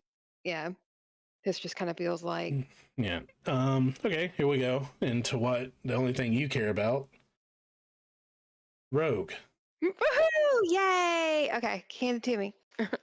So it is the Shadow Stalker. Oh, okay. Come on. Rogues are at home in the shadows, slipping into the darkness to evade their enemies, strike down unsuspected foes, or carry off great treasure. Some rogues feel a strange presence. When they slip into the darkness, whispers at the edge of their hearing, these rogues hear the call of the shadow, and they are fated to become bound. Darkness can sense a void in the creature's heart, a yearning yet to never be filled, or perhaps it can. The shadows reach out with a simple offer. Yield something of your past and open a path to the future where your empty heart is filled. Those who hear this offer are doomed to accept it, and those are doomed to regret it. Yet the shadow chooses its partners carefully, knowing that those marked for its bargains can't resist. Ooh. It's kind of like my background with the Haunted one. Yeah. Shadowy Reflection. As a magic action, you expel your shadow from your side and command its actions. It appears in an unoccupied space within 5 feet of you and is your size. The shadowy reflection can manipulate an object, open an unlocked door or container, stow or retrieve an unattended item, or pour out a vial. As a magic action on your later turns, or as part of your bonus action, when you use your cunning action feature, you can control your shadow again. You can move your shadow up to your speed. The shadow can attack, activate magic items, or carry more than 10 pounds. Your shadow disappears when it takes any damage and is the target of an effect or any effect, or if you have the incapacitated ability. So it's basically Mage Hand, Yeah. except it's a shadow. Except it's a shadow. Yeah. Shadow motes. You have the power to control the shadows, which is represented by your shadow motes. You can expend these motes to enhance or fuel certain shadow stalker features. You have an amount of motes equal to your rogue level. You start knowing knowing 3 such features: Shadow Scout, Shadow Swap, and Vexing Shadow, each of which is detailed below. When you expend a shadow mote, it is unavailable until you finish a long rest, at the end of which you regain all of your expended motes. You also regain 1 expended mote when you reduce a hostile creature to 0 hit points. So it's like a gunfighter's grip points. Shadow Scout. So these are the abilities you can spend the motes on at 3rd level. Shadow Scout. As a magic action, you can expend 1 shadow mote to project your senses through your shadowy reflection. For 1 minute, you can see and hear through it as if they were located where it is. You can move it up to 120 feet away from you. This effect ends early if you take any damage or if you have the incapacitated condition. Read that again. Okay, yeah. Read that again.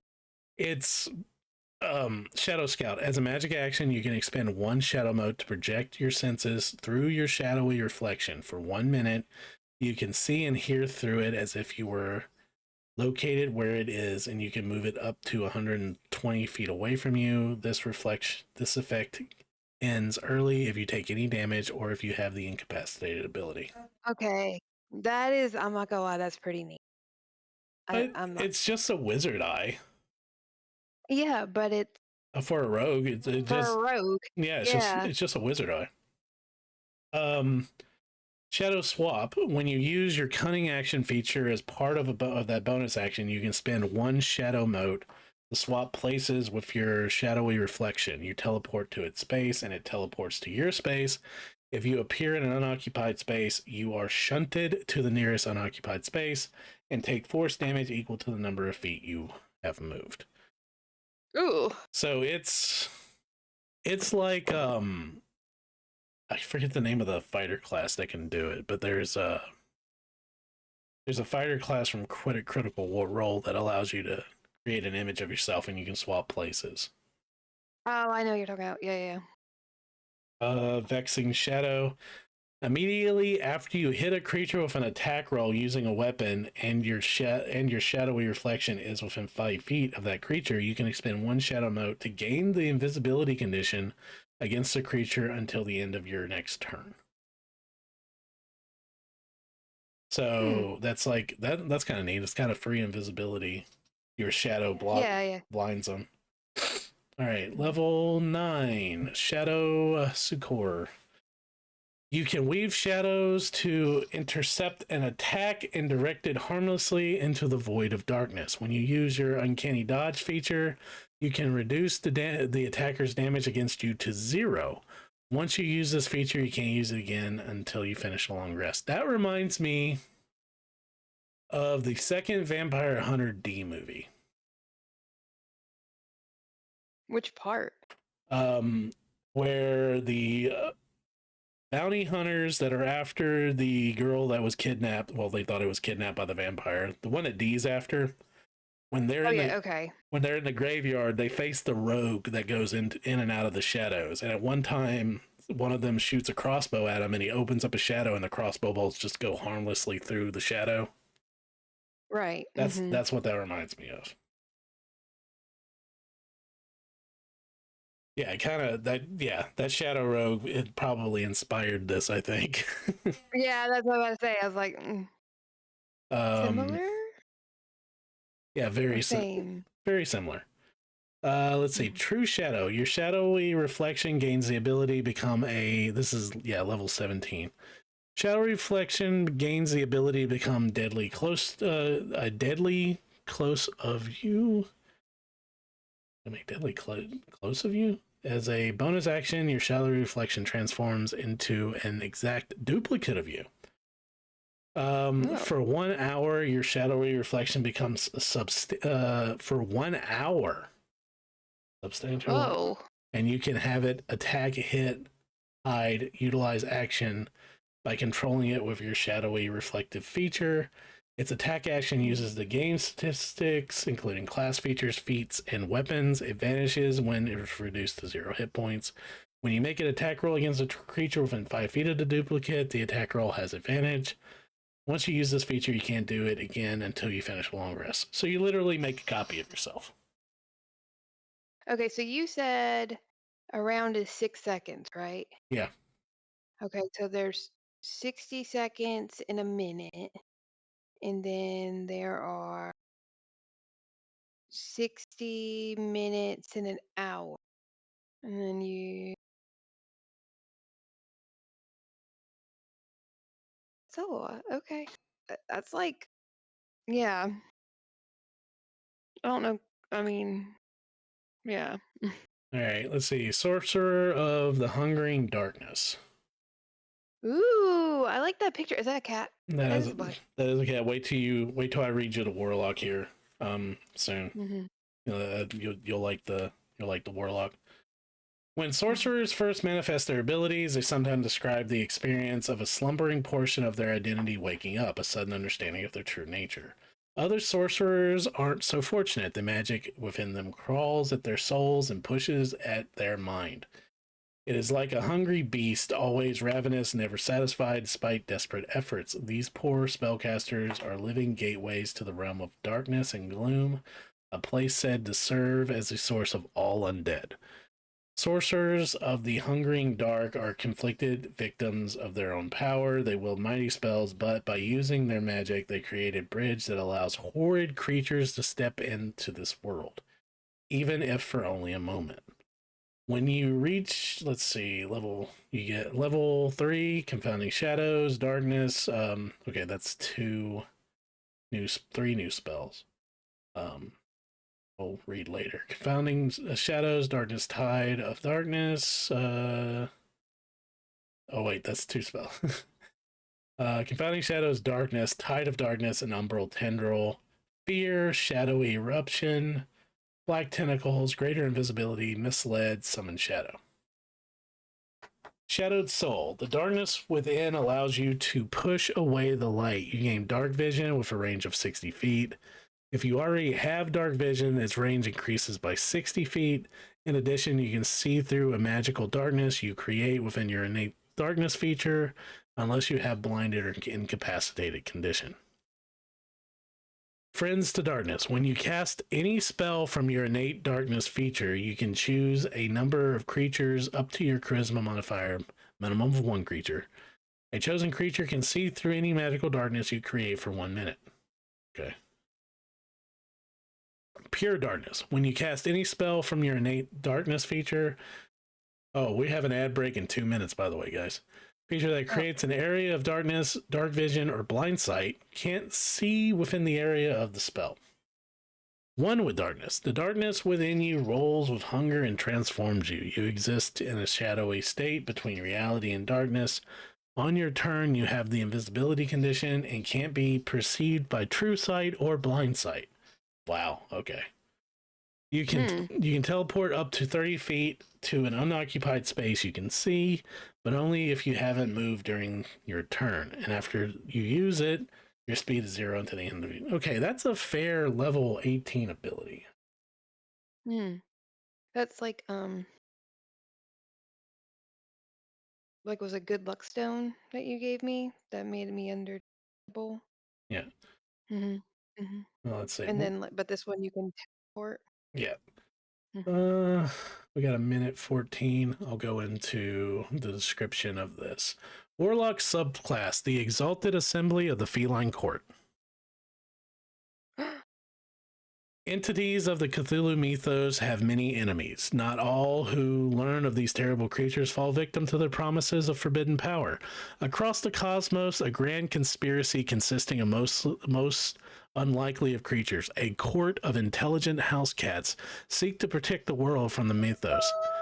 Hailing from across planes, worlds, and planets, they use magic and manipulation to ensure that their centuries of work domesticating humans remains uninterrupted.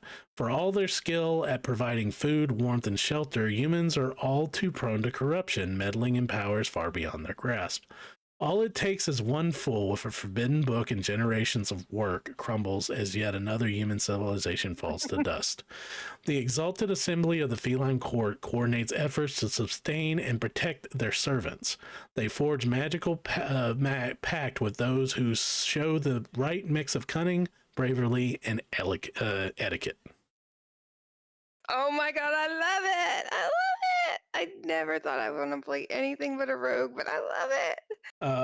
Let's see, level warlock spells you get: animal friendship, cat's spring, feather fall, feline grace, misty step, speak of animals.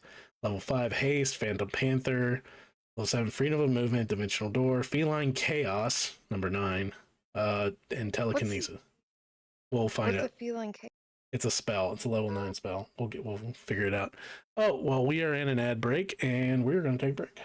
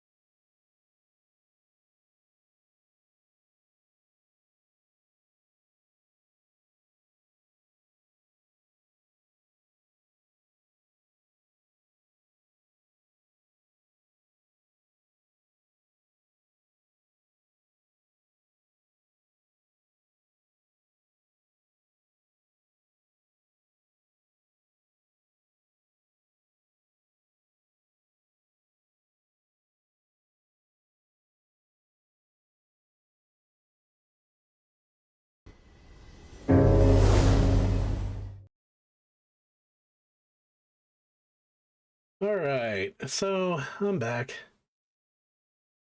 Went to grab some lemonade. I feel like I've been talking, which I have. What?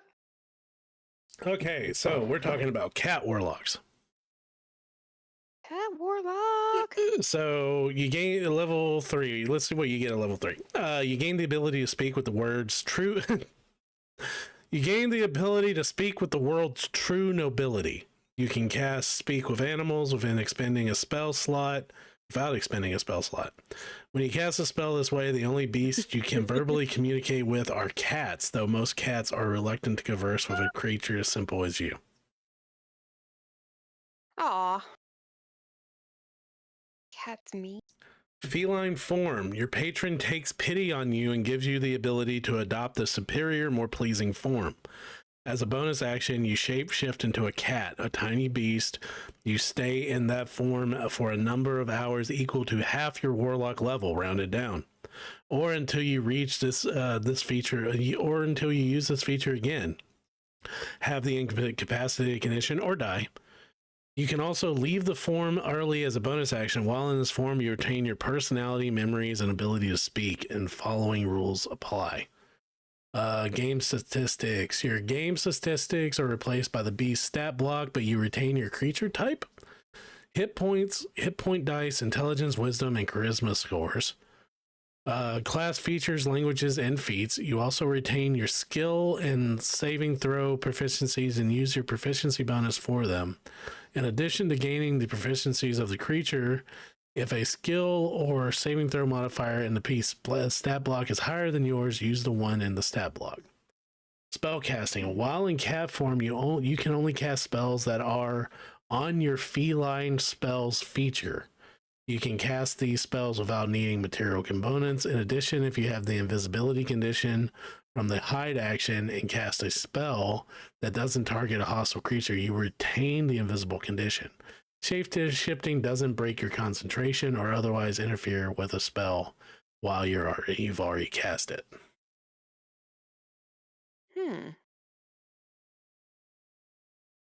Equipment. You choose whether your equipment falls in your space, merges into your new form, or is worn by it. Worn equipment features functions as normal, but the DM decides whether it's practical for your tiny beast form to wear a piece of equipment. Your equipment doesn't change size or shape to match the new form, and any equipment but that the new form can't wear must either fall to the ground or merge within the form. Equipment that merges into the form has no effect while you're in that form. You can use this feature a number of times equal to your charisma modifier, minimum of once. You regain all the expended uses when you finish a long rest.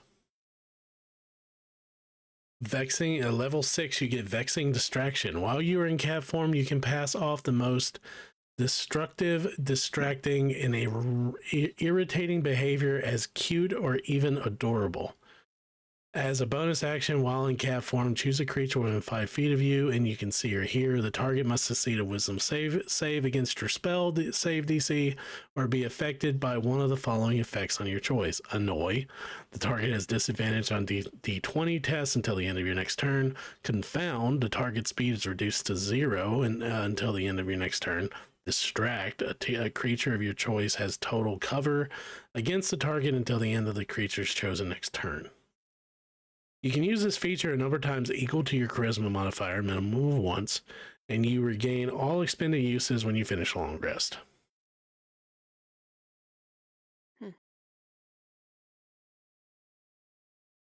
Level 10, 9 lives. You're gifted with almost an inexplicable ability to survive dangerous situations. You have 9 lives, which can be expended in the following ways. If you take damage while you have 0 hit points, you can spend 1 life to not suffer the death saving throw failure. If the damage is from a critical hit, you must expend 2 lives or not suffer death saving throw failures. If you are forced to make a death saving throw, you can expend 1 life to cause yourself to succeed instead. If you are forced to make a death saving throw, you can expend 5 lives to turn the roll into a 20. If you would die from massive damage, you can spend 1 life to reduce to 0 hit points instead of being killed outright. When you are reduced to 0 hit points and not killed outright, you can spend 1 life to drop the 1 hit point instead. If you are targeted with an effect that causes instant death, such as Power Word Kill spell, you can expend 9 lives to ignore the effect. You are gain all extended lives when you finish a long rest. That's fucking broken.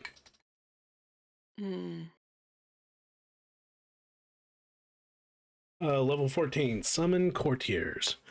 Having served the feline assembly with grace, tact, and good taste, you have earned their favor.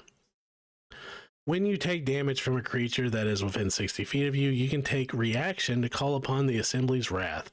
A horde of hissing spectral cats emerge from the planar filament and descends upon the creature that damaged you. That creature takes 5d10 force damage and has the blinded and prone conditions until the end of the next turn. Once you use this feature, you can't use it again until you finish a long rest, unless you spend a pack magic spell slot. No action required to restore your use of it. Box of cats.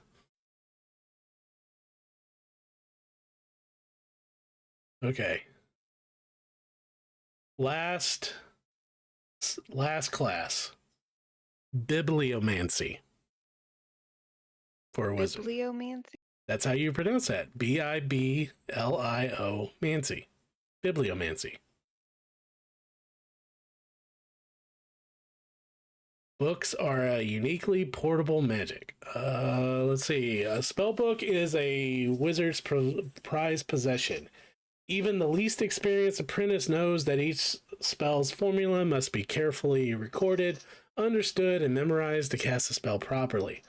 For the typical wizard, the symbiote's words and the equations in the spell are a means to an end. For bibliomancers, the language of magic is the key to building blocks of the universe.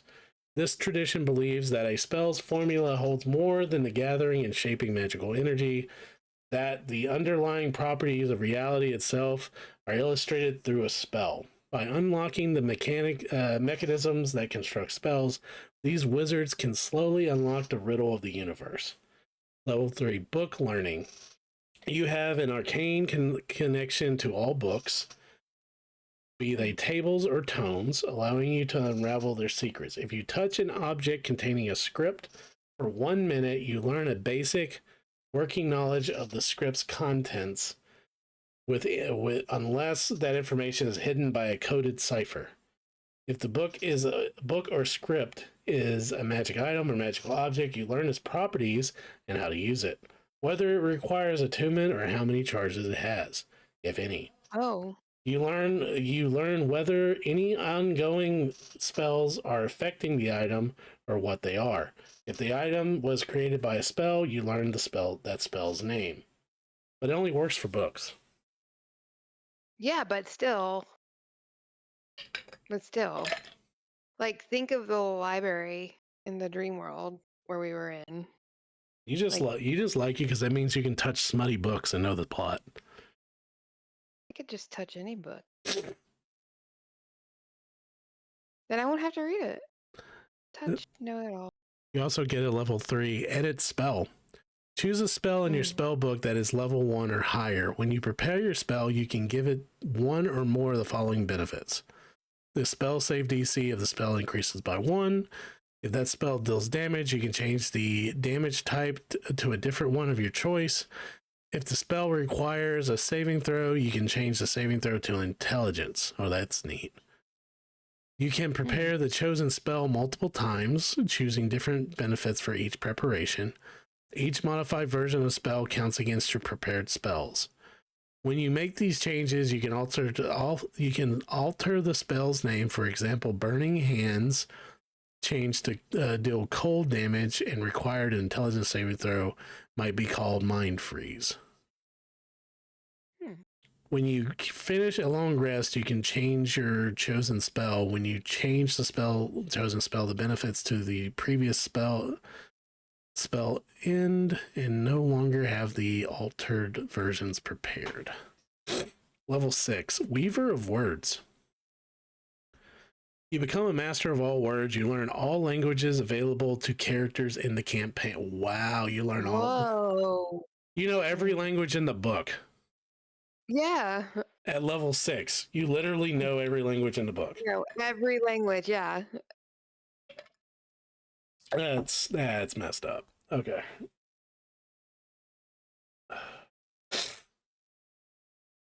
Well, it's all the languages available for characters to learn in the campaign. Okay. Customize spell at level 10. You can alter the structure of a spell to incorporate a creature's name. Pick a spell in your spellbook that has a verbal component that requires concentration and it's level 1 plus. When you prepare the spell, you can name a specific willing creature other than yourself. If that creature is the only target of the spell, you can cast a spell on it without needing to maintain concentration. Really? Hmm. That's pretty interesting. So, They have to like, be give me an willing. example. Like, yeah, give me an example of Let me look in D&D Beyond real quick. Let's look up spells. Game rules. Spells, filtered spells. Let's see. Conditions. Let's see. I'm looking for one that requires, concentration. Yes. Those are spells.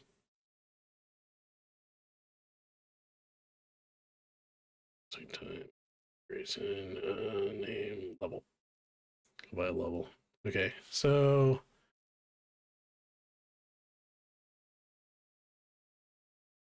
let's add more. Class type.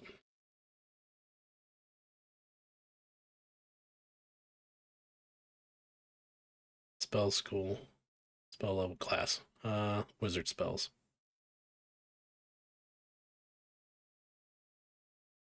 So let's say all of these require concentration.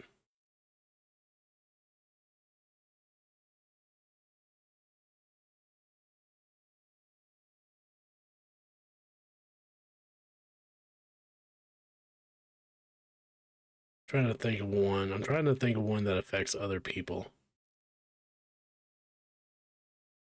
Okay, so enhance ability. Okay, that's a concentration spell. You require it to concentrate on it as you touch a creature. So per these rules of the customized spell, you can alter the structure of a spell to incorporate a creature's name. Pick a spell in your spellbook that has a verbal component, requires concentration, and is level 1 plus. When you prepare that spell, you can name a specific willing creature other than yourself. So you can't do like a bad guy and do like a concentration spell on them. It has to be a willing creature. If that creature is the only target of the spell, you can cast a spell on it without needing to maintain concentration. So let's look at enhanced ability. It's second level, so it's 1 plus.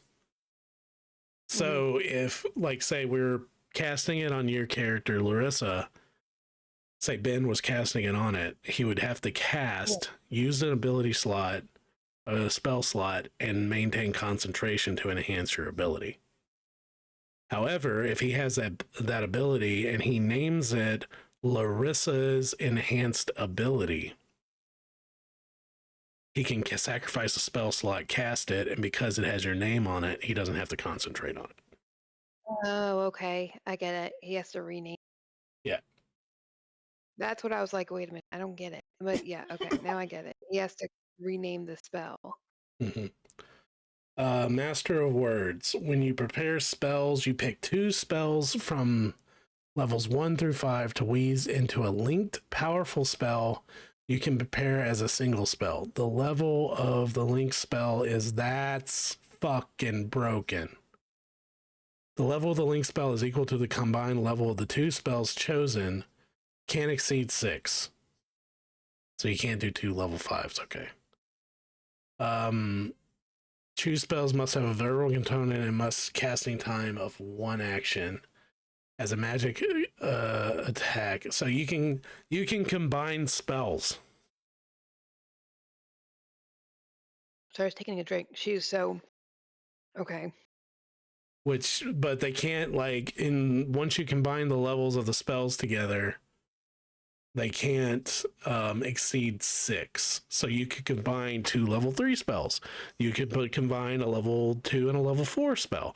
You can combine a level 1 and a level 4, a level 1 and a level 5 spell.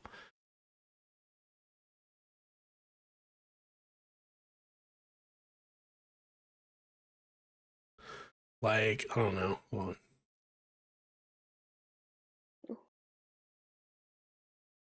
Just because I don't want to sit here and name something that wouldn't work. Let's do this again. Show filters, class, wizard. Filter spells. Don't need a cantrips, because that's be level 1. Oh, a lot of cantrips. All right, so let's say Burning Hands, Catapult, Cause Fear. So, like, yeah, you could cast, say, Cause Fear and Fireball together if you want to, and make a Fireball that does an area effect Cause Fear or something, I guess. It's kind of, ooh, Grease and Fireball? That would be bad. Yeah, that's neat. Number of combinations. Like, as a DM, that would be fun to, like, play. Try to play around with. Yeah, to see what combinations would do. Yeah, I kind of like that. Is that Cthulhu eating a dude? That is Cthulhu eating a dude. Straight up eating a dude. When did he get chicken legs? Why does Cthulhu have chicken legs? Why is Sonny messing with my Cthulhu? Oh no. I'm gonna have a word with Sonny.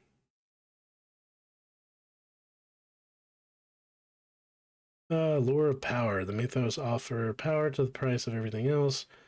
It's an optional rule. When you spell a spell slot to cast a mythos spell, you must make a wisdom saving throw equal to 15 plus the level spell slot expended. On a failure save, you gain the following: passion with a rating of the power of any cost. You have tasted the boundless power the old ones offer. You can't shake the lore. Whenever you cast a spell, you must use one of the spells presented here, provided it is appropriate to the situation. If you have the opportunity to acquire and attune to a mythos tome, you seek to do so at any cost. Ben! Spell descriptions. The following spell draw on mythos and themes. While they are balanced with existing spells, many don't allow saving throws. What? Many don't allow saving throws. Their damage is designed with this in mind, such as Magic Missile. The spells intend to capture the horrid, inevitable nature of the mythos. Most of them rely on concentration as a central mechanic, forcing the spell's target to harm or defeat the caster to end an effect.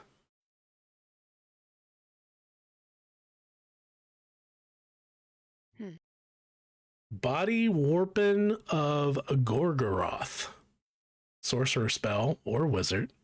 Concentration up to 10 minutes. Choose a humanoid of your size that you can see within range. You physically transform to become an exact duplicate of that creature for the duration. Even though physical examination fails to find any difference between you and the target, your voice and equipment don't change. Oh, I've read about this one. Breath of the Deep, level 2 conjuration spell, sorcerer, warlock, and wizard. Action, 120 feet, verbal and somatic components, concentration up to 10 minutes. You conjure seawater from the deepest trench to surround the creature that you can see within range. The water seeps into the target's mouth and around its body, slowly crushing it with the unfathomable weight of the sea. The target takes 3d6 bludgeoning damage and is unable to talk for the duration or use the verbal components of spells. There is no saving throw for this. What?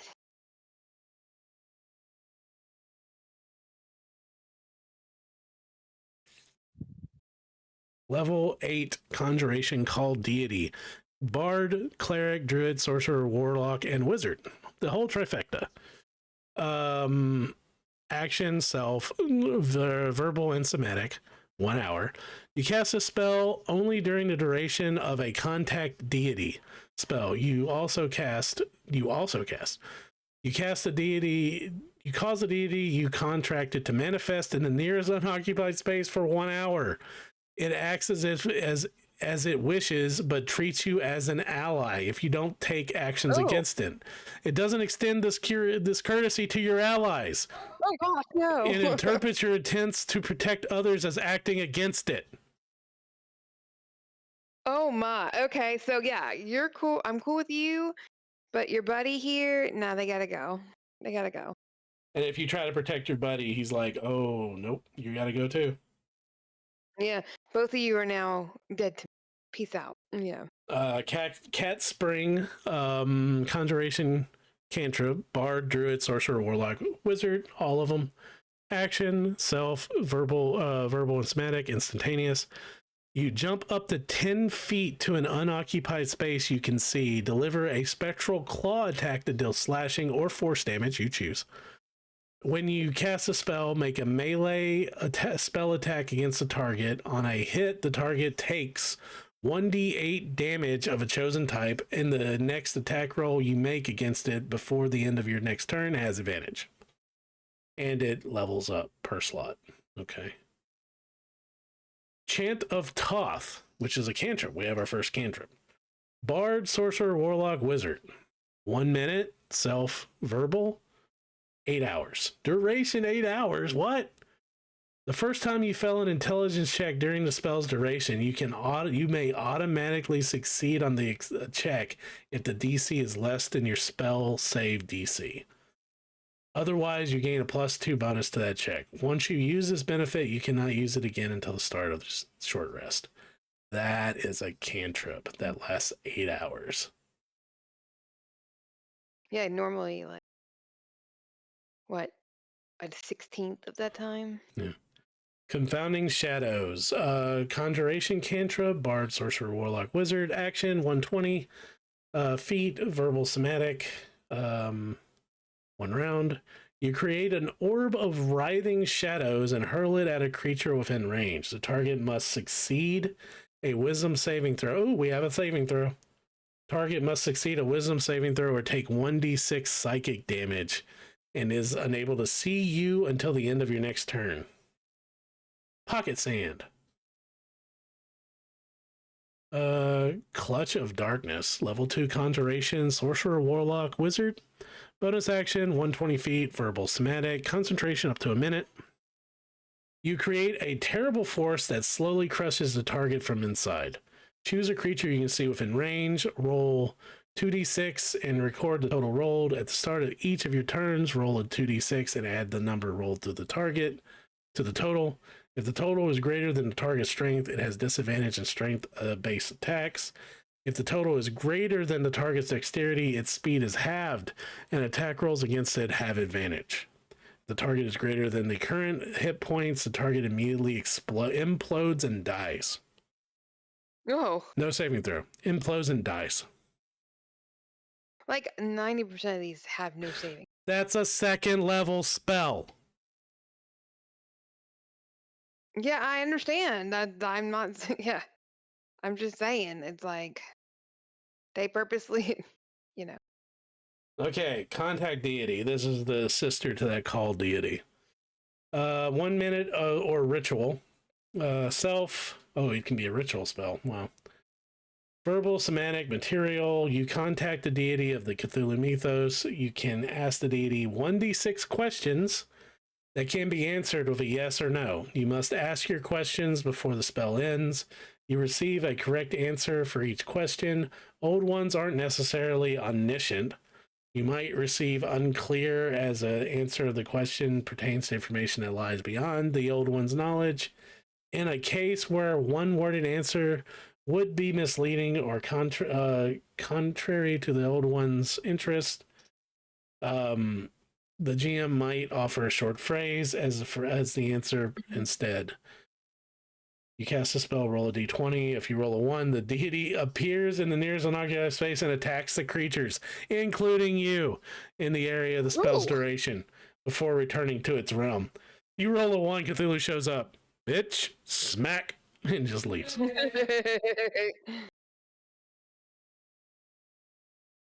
Level 1 Conjuration, Sorcerer, Warlock, Wizards. Create Mists of Relay. Actions, casting time, 120 feet, verbal, somatic, concentration up to 10 minutes. Relay is the ancient city cloaked in the horror-filled mist. That's where I live. You tap into that dreadful mist to create 20-foot... Yeah, the mist here does suck.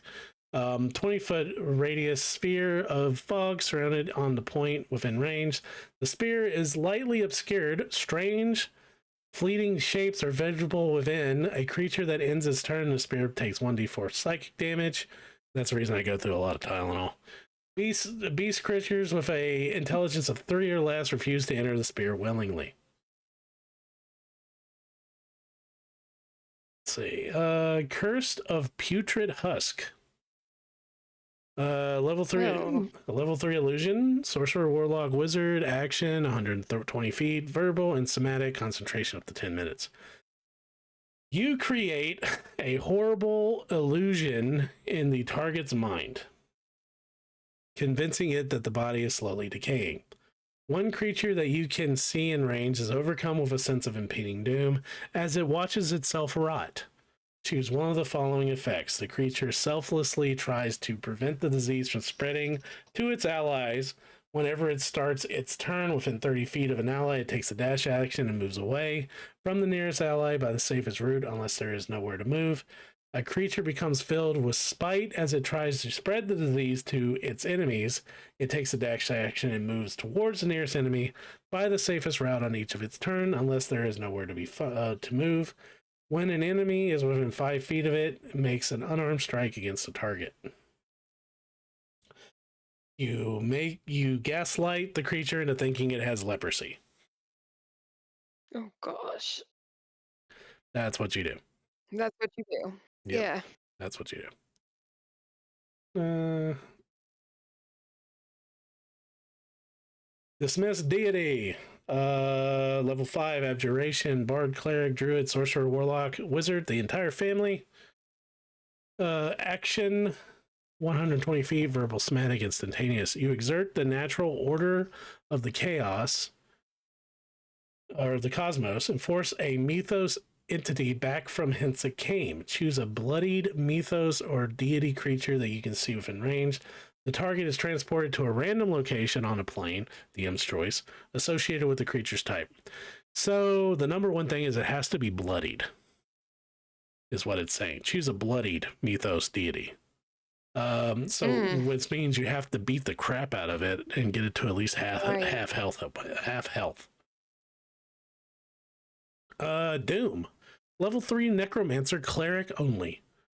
Necromancy cleric only. Casting time, bonus action, 150 feet, verbal. It only has verbal.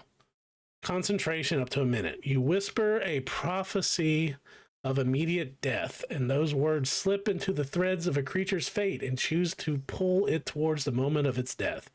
One creature that you can see within range makes a charisma saving throw. On a failed save, you can take a reaction when the creature takes damage from an action.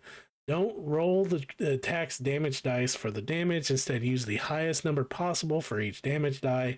At the end of each of its turns, the target repeats the save, ending the spell on itself. Hi, Nova. Enjoy your lurk. Nova. Enjoy your lurk. Let's see. What is this? Dust of Salumane. Salumane? Level 4 conjuration. Cleric, druid, sorcerer, warlock, and wizard. Action, 120 feet, verbal, somatic, concentration up to 10 minutes. You conjure a cloud of fine dust that harms supernatural creatures. You create a 30-foot radius sphere of dust centered on a point within range. Choose a creature type other than beast or humanoid. Each creature of the chosen type within the sphere must take 20 force damage. No saving throw. 20 points of fucking damage. Points of damage. It's No a saving throw. It's a Again. 4th level spell. The creature takes this damage when the spell moves into its space and when it enters the sphere or ends its turn there. A creature can take this damage only once per turn.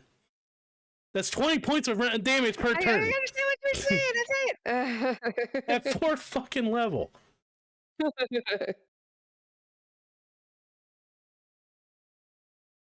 I mean, if you're gonna sell your soul, you might as well get something for it, I guess. Dread Curse of Azeroth. Level 7 evocation, sorcerer, warlock, wizard, bonus action, 120 feet, components, verbal, concentration up to a minute. You utter the secret name of Azeroth and doom a creature to an inevitable death unless it breaks the spell. The creature grants a curse point at the end of each of its turns. When the creature gains its 3rd curse point, it dies. It dies.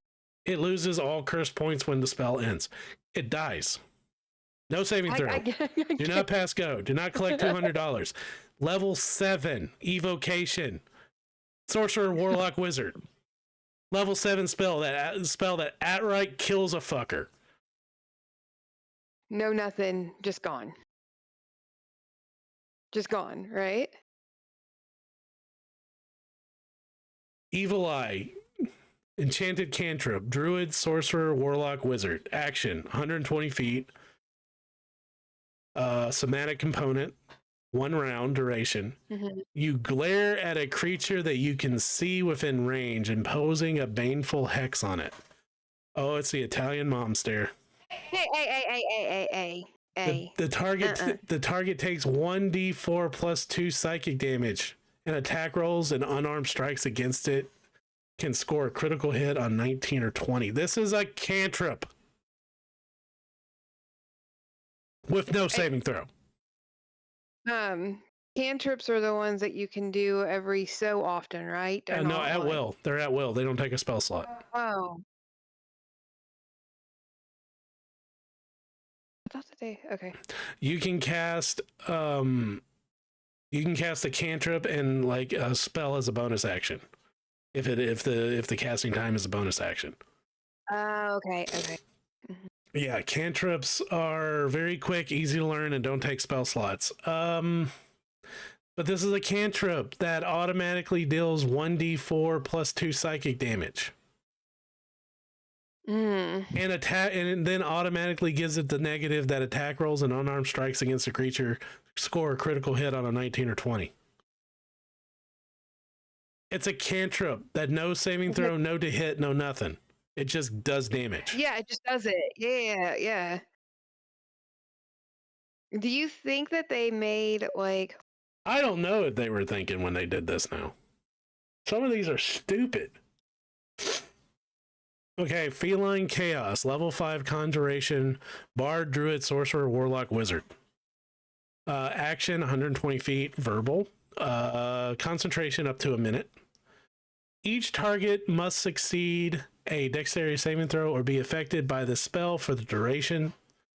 An affected target takes 4d6 slashing damage at the start of each of their turns.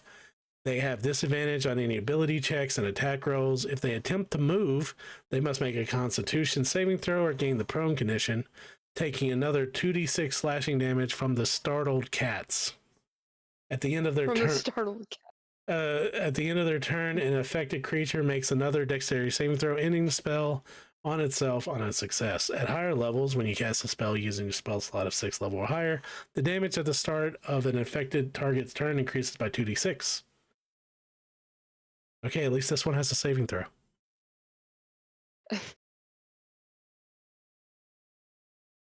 Feline Grace, level 2 transmutation. Bard, Druid, Ranger, Sorcerer, Warlock, Wizard. Cleric got left out. Bonus action, self, verbal, 1 hour. You gain the inerring reflexes and balance of a cat until the spell ends. You gain the following benefits. You are immune to the prone condition, so you always land on your feet. You don't have the incapacitated condition, as you always land on your feet. You can take a reaction when you fall to reduce any damage you take from the fall by the amount equal to 5 times your level.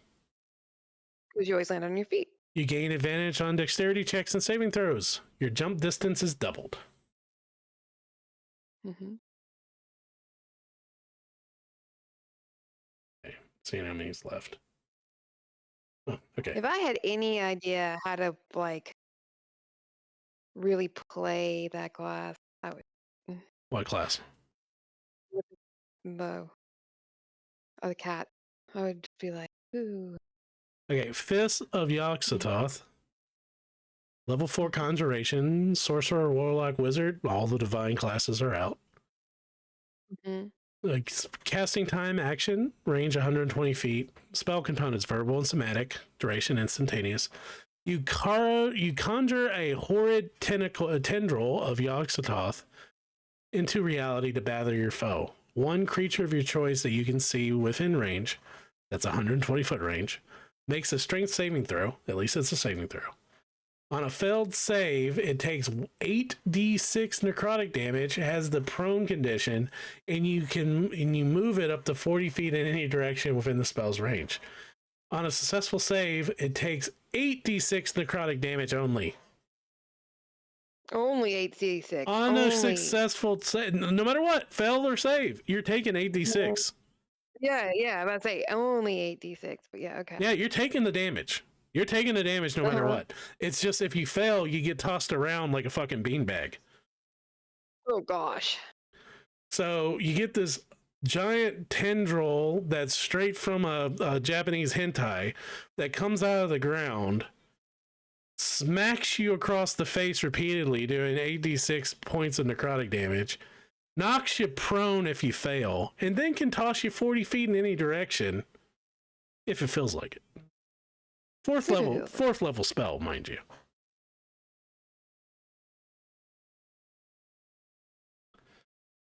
Level 3 Conjuration. Bard, Druid, Ranger, Sorcerer, Warlock, Wizard. Cleric got left out again. Action. Casting time and action. Range 120 feet.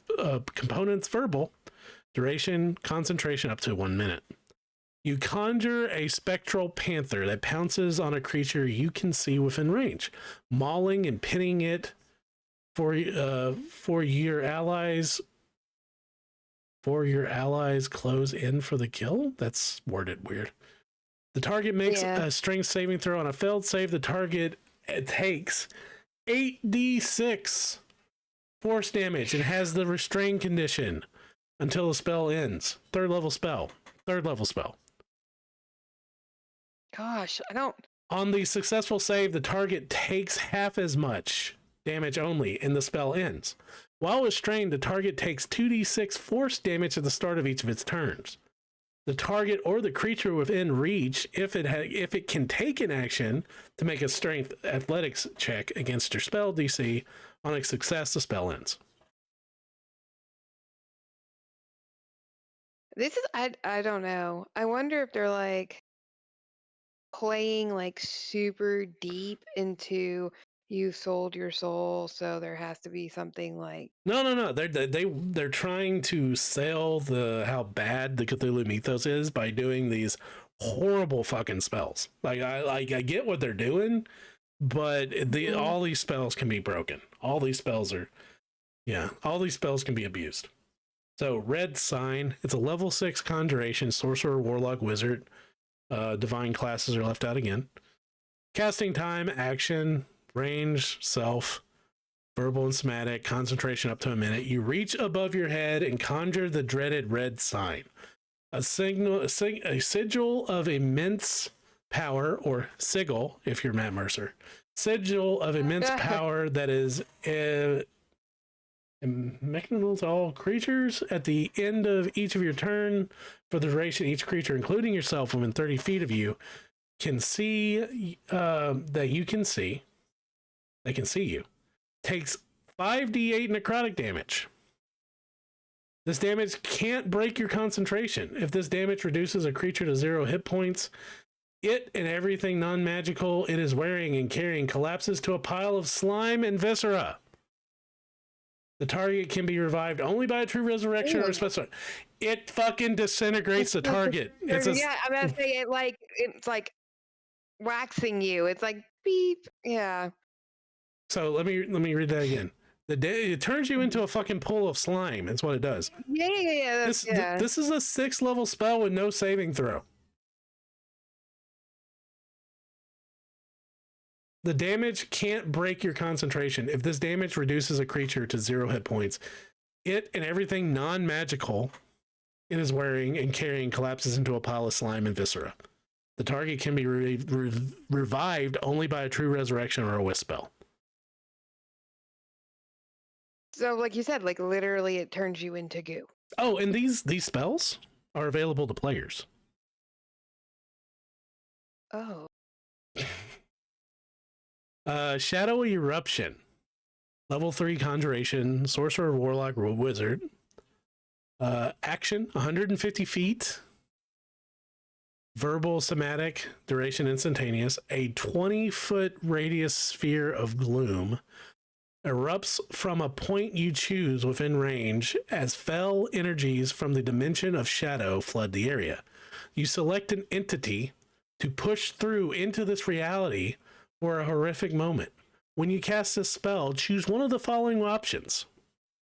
The darkness hides terrors. Creatures of your choice in the area must make a dexterity saving throw. At least it has saving throws in this one. Dexterity saving throws. A target takes 4d8 psychic damage on a failed save and must use a reaction to move as far away as it can from the point you choose using the safest route. On a successful save, the target takes half damage, half as much damage only. Okay. Tomb of Shadows. Creatures of your choice in the area must make a Constitution saving throw. A target takes 48 necrotic damage on a failed save, and its speed is reduced by 20 feet. 20 feet. 20 feet. On a successful save, the target takes half as much damage only. So you're taking damage no matter what. Using a higher level spell, the damage increases by 1d8 for each spell slot. It's a 3rd level spell. That can do 48 damage. I must say, like, most of these are like 3rd and 4th level spells. Yeah. Summon Shadow. Mm-hmm. Level 5 Conjuration, Sorcerer, Warlock, Wizard, 1 minute, 90 feet. Verbal Somatic Material, concentration up to an hour. You call forth the shadow of Spirit of Shadow. It manifests as a silhouette of pure darkness in an unoccupied space you can see within range. This corporeal form uses the Shadow Spirit stat block, which it has a stat block. When you cast a spell, choose Infiltrator or Assassin. Your choice determines certain traits in the stat block. The creature disappears when it drops to 0 hit points or the spell ends. The creature is an ally to you and your companions. In combat, the creature shares your initiative count, but it takes its turn independently after yours. It obeys your verbal commands, no action required by you. If you don't issue any, it takes the dodge action and uses its move to avoid danger. Using a higher level spell slot when you cast a spell, uses a spell slot of 6 level or higher, uses the higher level wherever the spell's level appears in the stat block. So you choose Assassin or Infiltrator. Chill Touch, Infiltrator, Deadly Bolt. Okay, that's just a summoned creature. That's not that bad. Summoned creature. That's akin to like the Summon Aberration spells like that. Tide of Darkness, level 1 Conjuration, Sorcerer, Warlock, Wizard. 1 action, casting time, range self, verbal somatic, duration 1 round. You unleash a wave of swirling shadows that fills an area next to you. Each creature in the 10-foot cube of darkness originated from you when you cast a spell makes a wisdom saving throw. On a failed save, a creature takes 2d8 psychic damage and is blinded until it is no longer in the area of darkness. On a successful save, it takes half as much damage but isn't blinded. The darkness lasts until the end of your next turn. Okay. That's fine, I guess. But that's still a 2d8 damage level 1 spell. And you said that this just came out today, right? Yep. Level 1 evocation, sorcerer, warlock, wizard, clerics, and druids. Fuck you, I guess. Casting time, action, range, 150 feet. Components, verbal and somatic. Duration, instantaneous. You create a long tendril, giggity, of life stealing shadow that lashes out at a creature in range, and you can see. Make a ranged spell attack against the target on a hit. The target takes 2d8 necrotic damage, and you gain temporary hit points equal to the damage dealt. Equal, not halved, equal. Oh.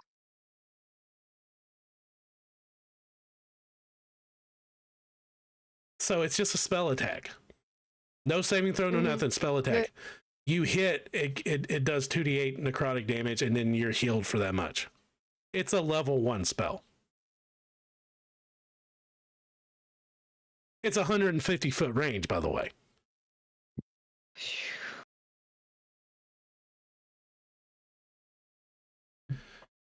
Vorish Sign. What were you saying? No, I was just wondering, like, how soon are you going to see people, like, try to make characters that break everything with these? And B, how long until they realize that it's just 2? Oh, we still have 2 spells left that we're going through. Oh, gosh. Okay. Right. Vorish Sign, level 3 abjuration, sorcerer, warlock, wizard. Again, fuck you, druids and clerics and bards. Casting time, bonus action. It's a bonus action spell. Range 120 feet with a somatic component. Duration instantaneous. You have mastered the Vorish Sign, a sigil from an ancient era said to predate the world's creation. Choose a creature that you can see within range when you would normally roll 1 or more die to deal damage to that creature with a spell. Don't roll those dice for the damage. Instead, use the highest number possible for each die. In addition, you can choose a spell of 5th level or lower that you can cast that has a casting time of an action. You can cast that spell as part of casting Vorish Sign, expending spell slots for both.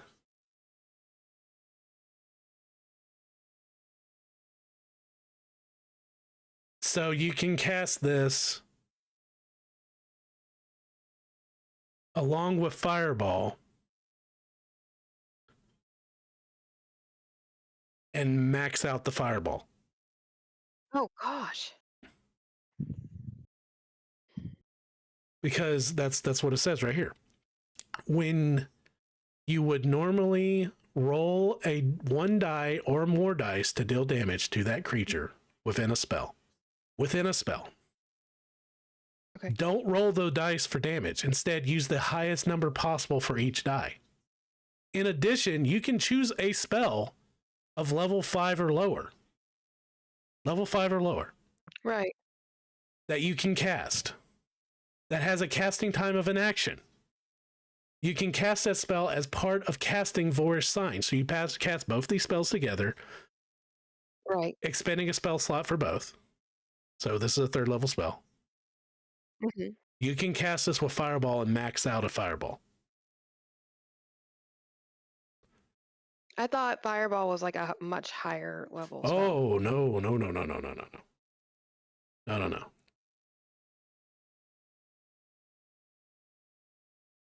Just, I'll pull it up. Fireball is a 3rd level spell. Oh. Okay, so like the wording, I'm trying to determine. So hold on. So that's 8d6, right? Right. So that's a max. So that's 8. So you're maxing it out. 8 times 6. That's 48 points of damage automatically in an area of effect.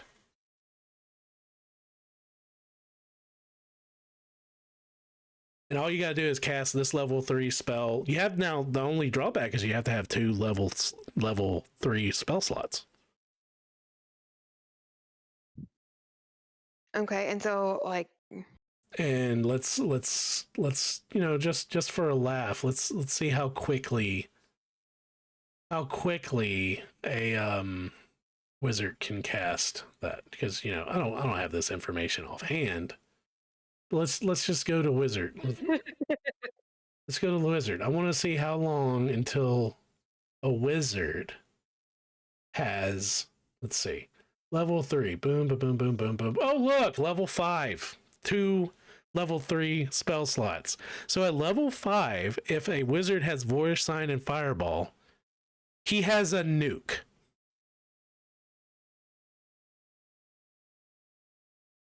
Level 5. Level 5. So I don't even think I had like my uncanny dodge by then. So I'm skipping this last. I'm gonna get this last spell. I'm gonna get through this last spell. I'm still trying to recover from that Voorish Sign one, because that Voorish Sign scares the crap out of me. What that Voorish Sign can do. So level 9 evocation, sorcerer, warlock, wizard, wave of oblivion. Casting time and action, range is self, opponent's somatic, duration instantaneous. You create a 30-foot cone of oblivion. I don't like that. 30-foot cone of oblivion. Each bloodied creature in the cone makes a Constitution saving throw. On a failed, you know, I just want to double check. What is bloody? Half its hit points. That's what I thought. Half its hit points are fewer. It's bloody.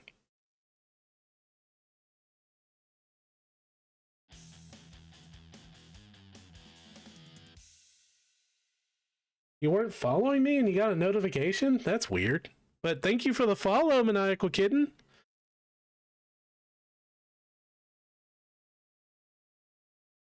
I don't know. I'm happy you got that notification. I'm sitting here looking at these absolutely insane new spells that have me fearful that they're in the game now.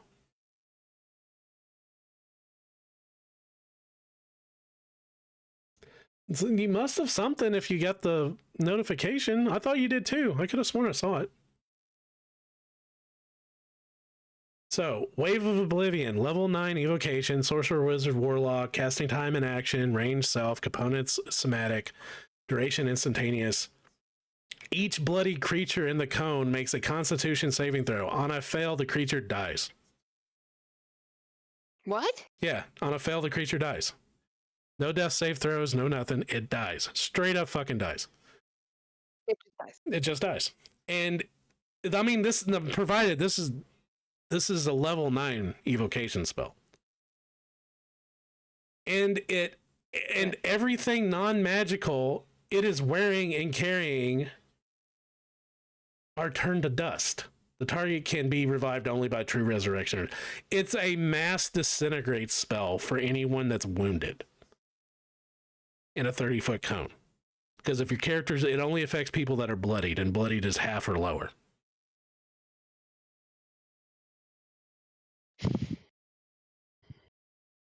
Like, it's save versus death is what it is. Yeah. So yeah, that they did capture the idea that the Cthulhu mythos is a dark, scary place full of monsters. Yeah. But I understand that. I understand them wanting to do that. But also, these spells are available to players. Yeah, that's what I was asking. Like, how quickly, you know. The Voorish Signs, I'm sorry, the Voorish Sign, a 3rd level abjuration spell, scares the crap out of me. The fact that you can cast this alongside any spell below 5 levels or below and automatically max out the damage die. Now, provided, like, you know, we gave the fireball example, right? So provided we gave the fireball example of, you know, they have to at least make a saving throw for a fireball. But how many spells did we read going down that were level 1 that's like, oh, 48 necrotic with no saving throw? Like, as I was saying, like, most of them did not have I could have sworn Any type of saving. I could have sworn I saw another level 3 in there that's like 48 necrotic. Yeah. No saving throw. You cast it with War Sign. Yeah. That's let's see.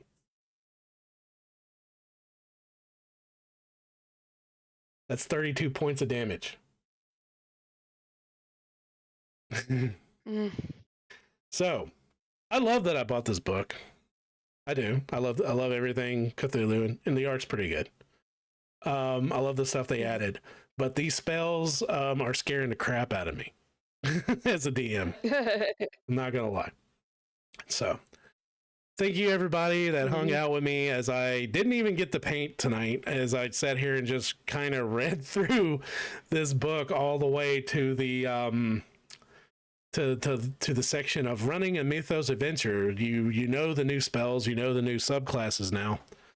The ones that I read today. So tomorrow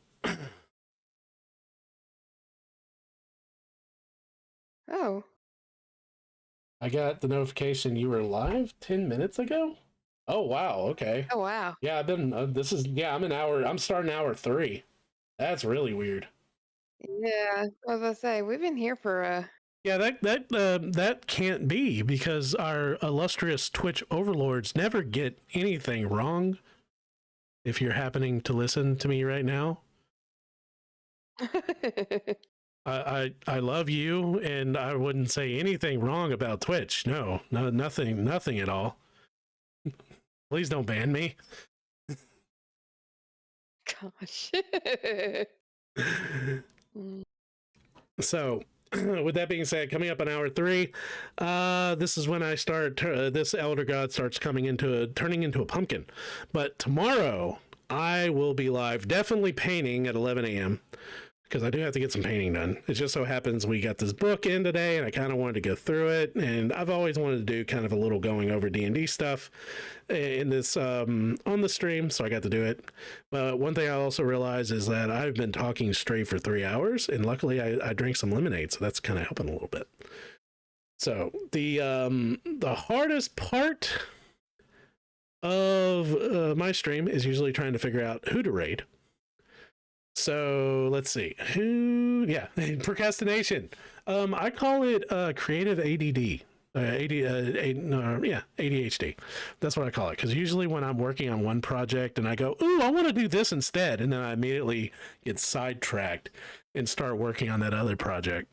That's usually what ends up happening to me. I was working on something today, and then I immediately started reading this book and started making notes for a campaign that I have absolutely no time to run another D&D campaign. But you know what? I started making notes on it.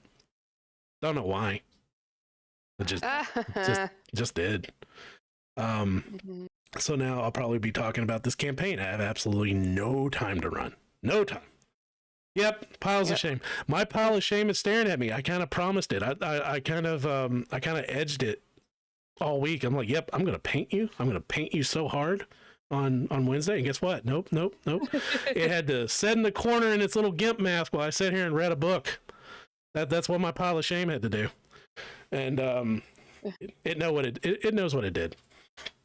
So I will hopefully, I will, not hopefully, I will be painting on my pile of shame at 11 o'clock tomorrow morning for at least 3 hours. We got to find somebody to hold you accountable. Wow. I'm supposed to have people to hold me accountable. I'm supposed to have a cute puppy wife that's supposed to hold me accountable. And I also have a very angry, ginger-headed paladin that's supposed to yell at me right now and hold me accountable. Oh, okay. So, but so far, all she's done is yell at me because I ate kettle corn for dinner. Well, I mean, that's something. And all I did was bring you barbecue. So You did bring me barbecue, and you made me push my stream back 30 minutes so I could eat said barbecue. I was supposed to be on stream, and I was sitting there eating brisket.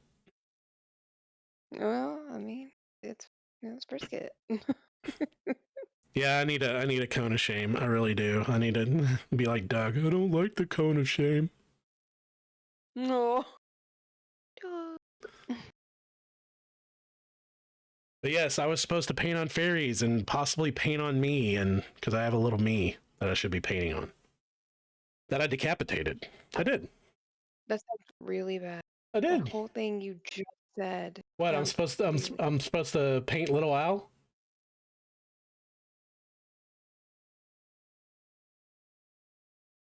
Like I was. Here, move my bandana. Here's Little Al. I was supposed to be painting on Little Al. Except I cut his head off this week. So I could paint him. Yeah, I did. I was supposed to paint on him, but actually I'm still sanding him because the sprues where he was 3D printed, oh god, they left horrible indentions on him. So I've been sanding his butt. I've been sanding my butt. Yeah. All week I've been sanding the crap out of my butt. Also had to pull all my guts out. Had to cut cut my head off. It's like, what do you think, Little Al? Sight. Oh, okay. Yeah, he's okay with it. Yeah, well, that was fine. It was a bonding experience. It was a bonding experience between two dudes. I mean, you rub sandpaper over a guy's ass, you kind of get to know him. And so, little Al's okay. But also, for those of you that are watching, thank you. Since we hit the 300 or 300, if we hit the 100 follower mark, wow, it's getting late. Since we hit the 100 follower mark, I will be painting this Jason Voorhees bust by Blackheart Busts. I do have their card. Because this is an awesome website. I suggest everybody go there. Blackheart.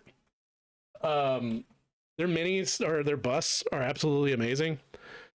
But I got this bust a long time ago, and I said I'm going to paint it, and I'm going to give it away to my first 100 followers. So everybody that signed up, and this is for the people that are after the 100 followers. The 100 followers just kind of triggered the giveaway. So once this is fully painted, I'm going to choose a random name from all my followers, and they're going to get a hand-painted Jason Voorhees from me.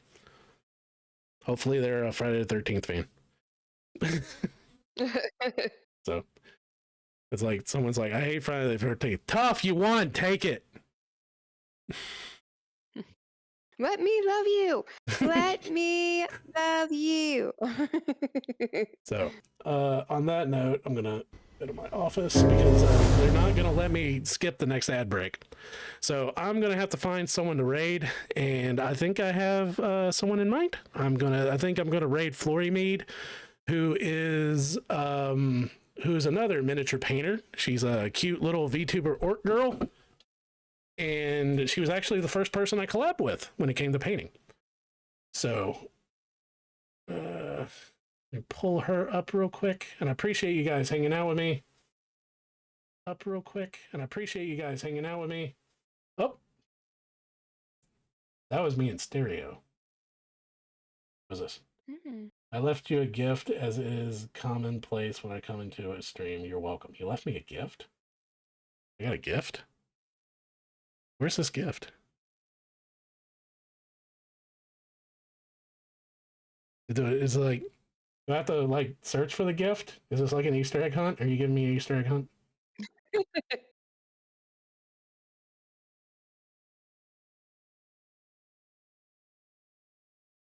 It's like, I left you a gift. Open a box. Baseball bat to the face. Oh god, she scurried away. Oh no, do I have a bomb? Is there a bomb somewhere? Okay, well, I need to raid before like bomb goes off. All right, thank you guys so much. I'll be streaming tomorrow, 11 a.m. painting. Definitely painting. I will be making myself paint. I will be painting. So looks like she's opening Pokemon cards with friends. So, all right. So we are going to start raiding. All right, Yumis, you guys are awesome. I love you guys. I'll see you tomorrow.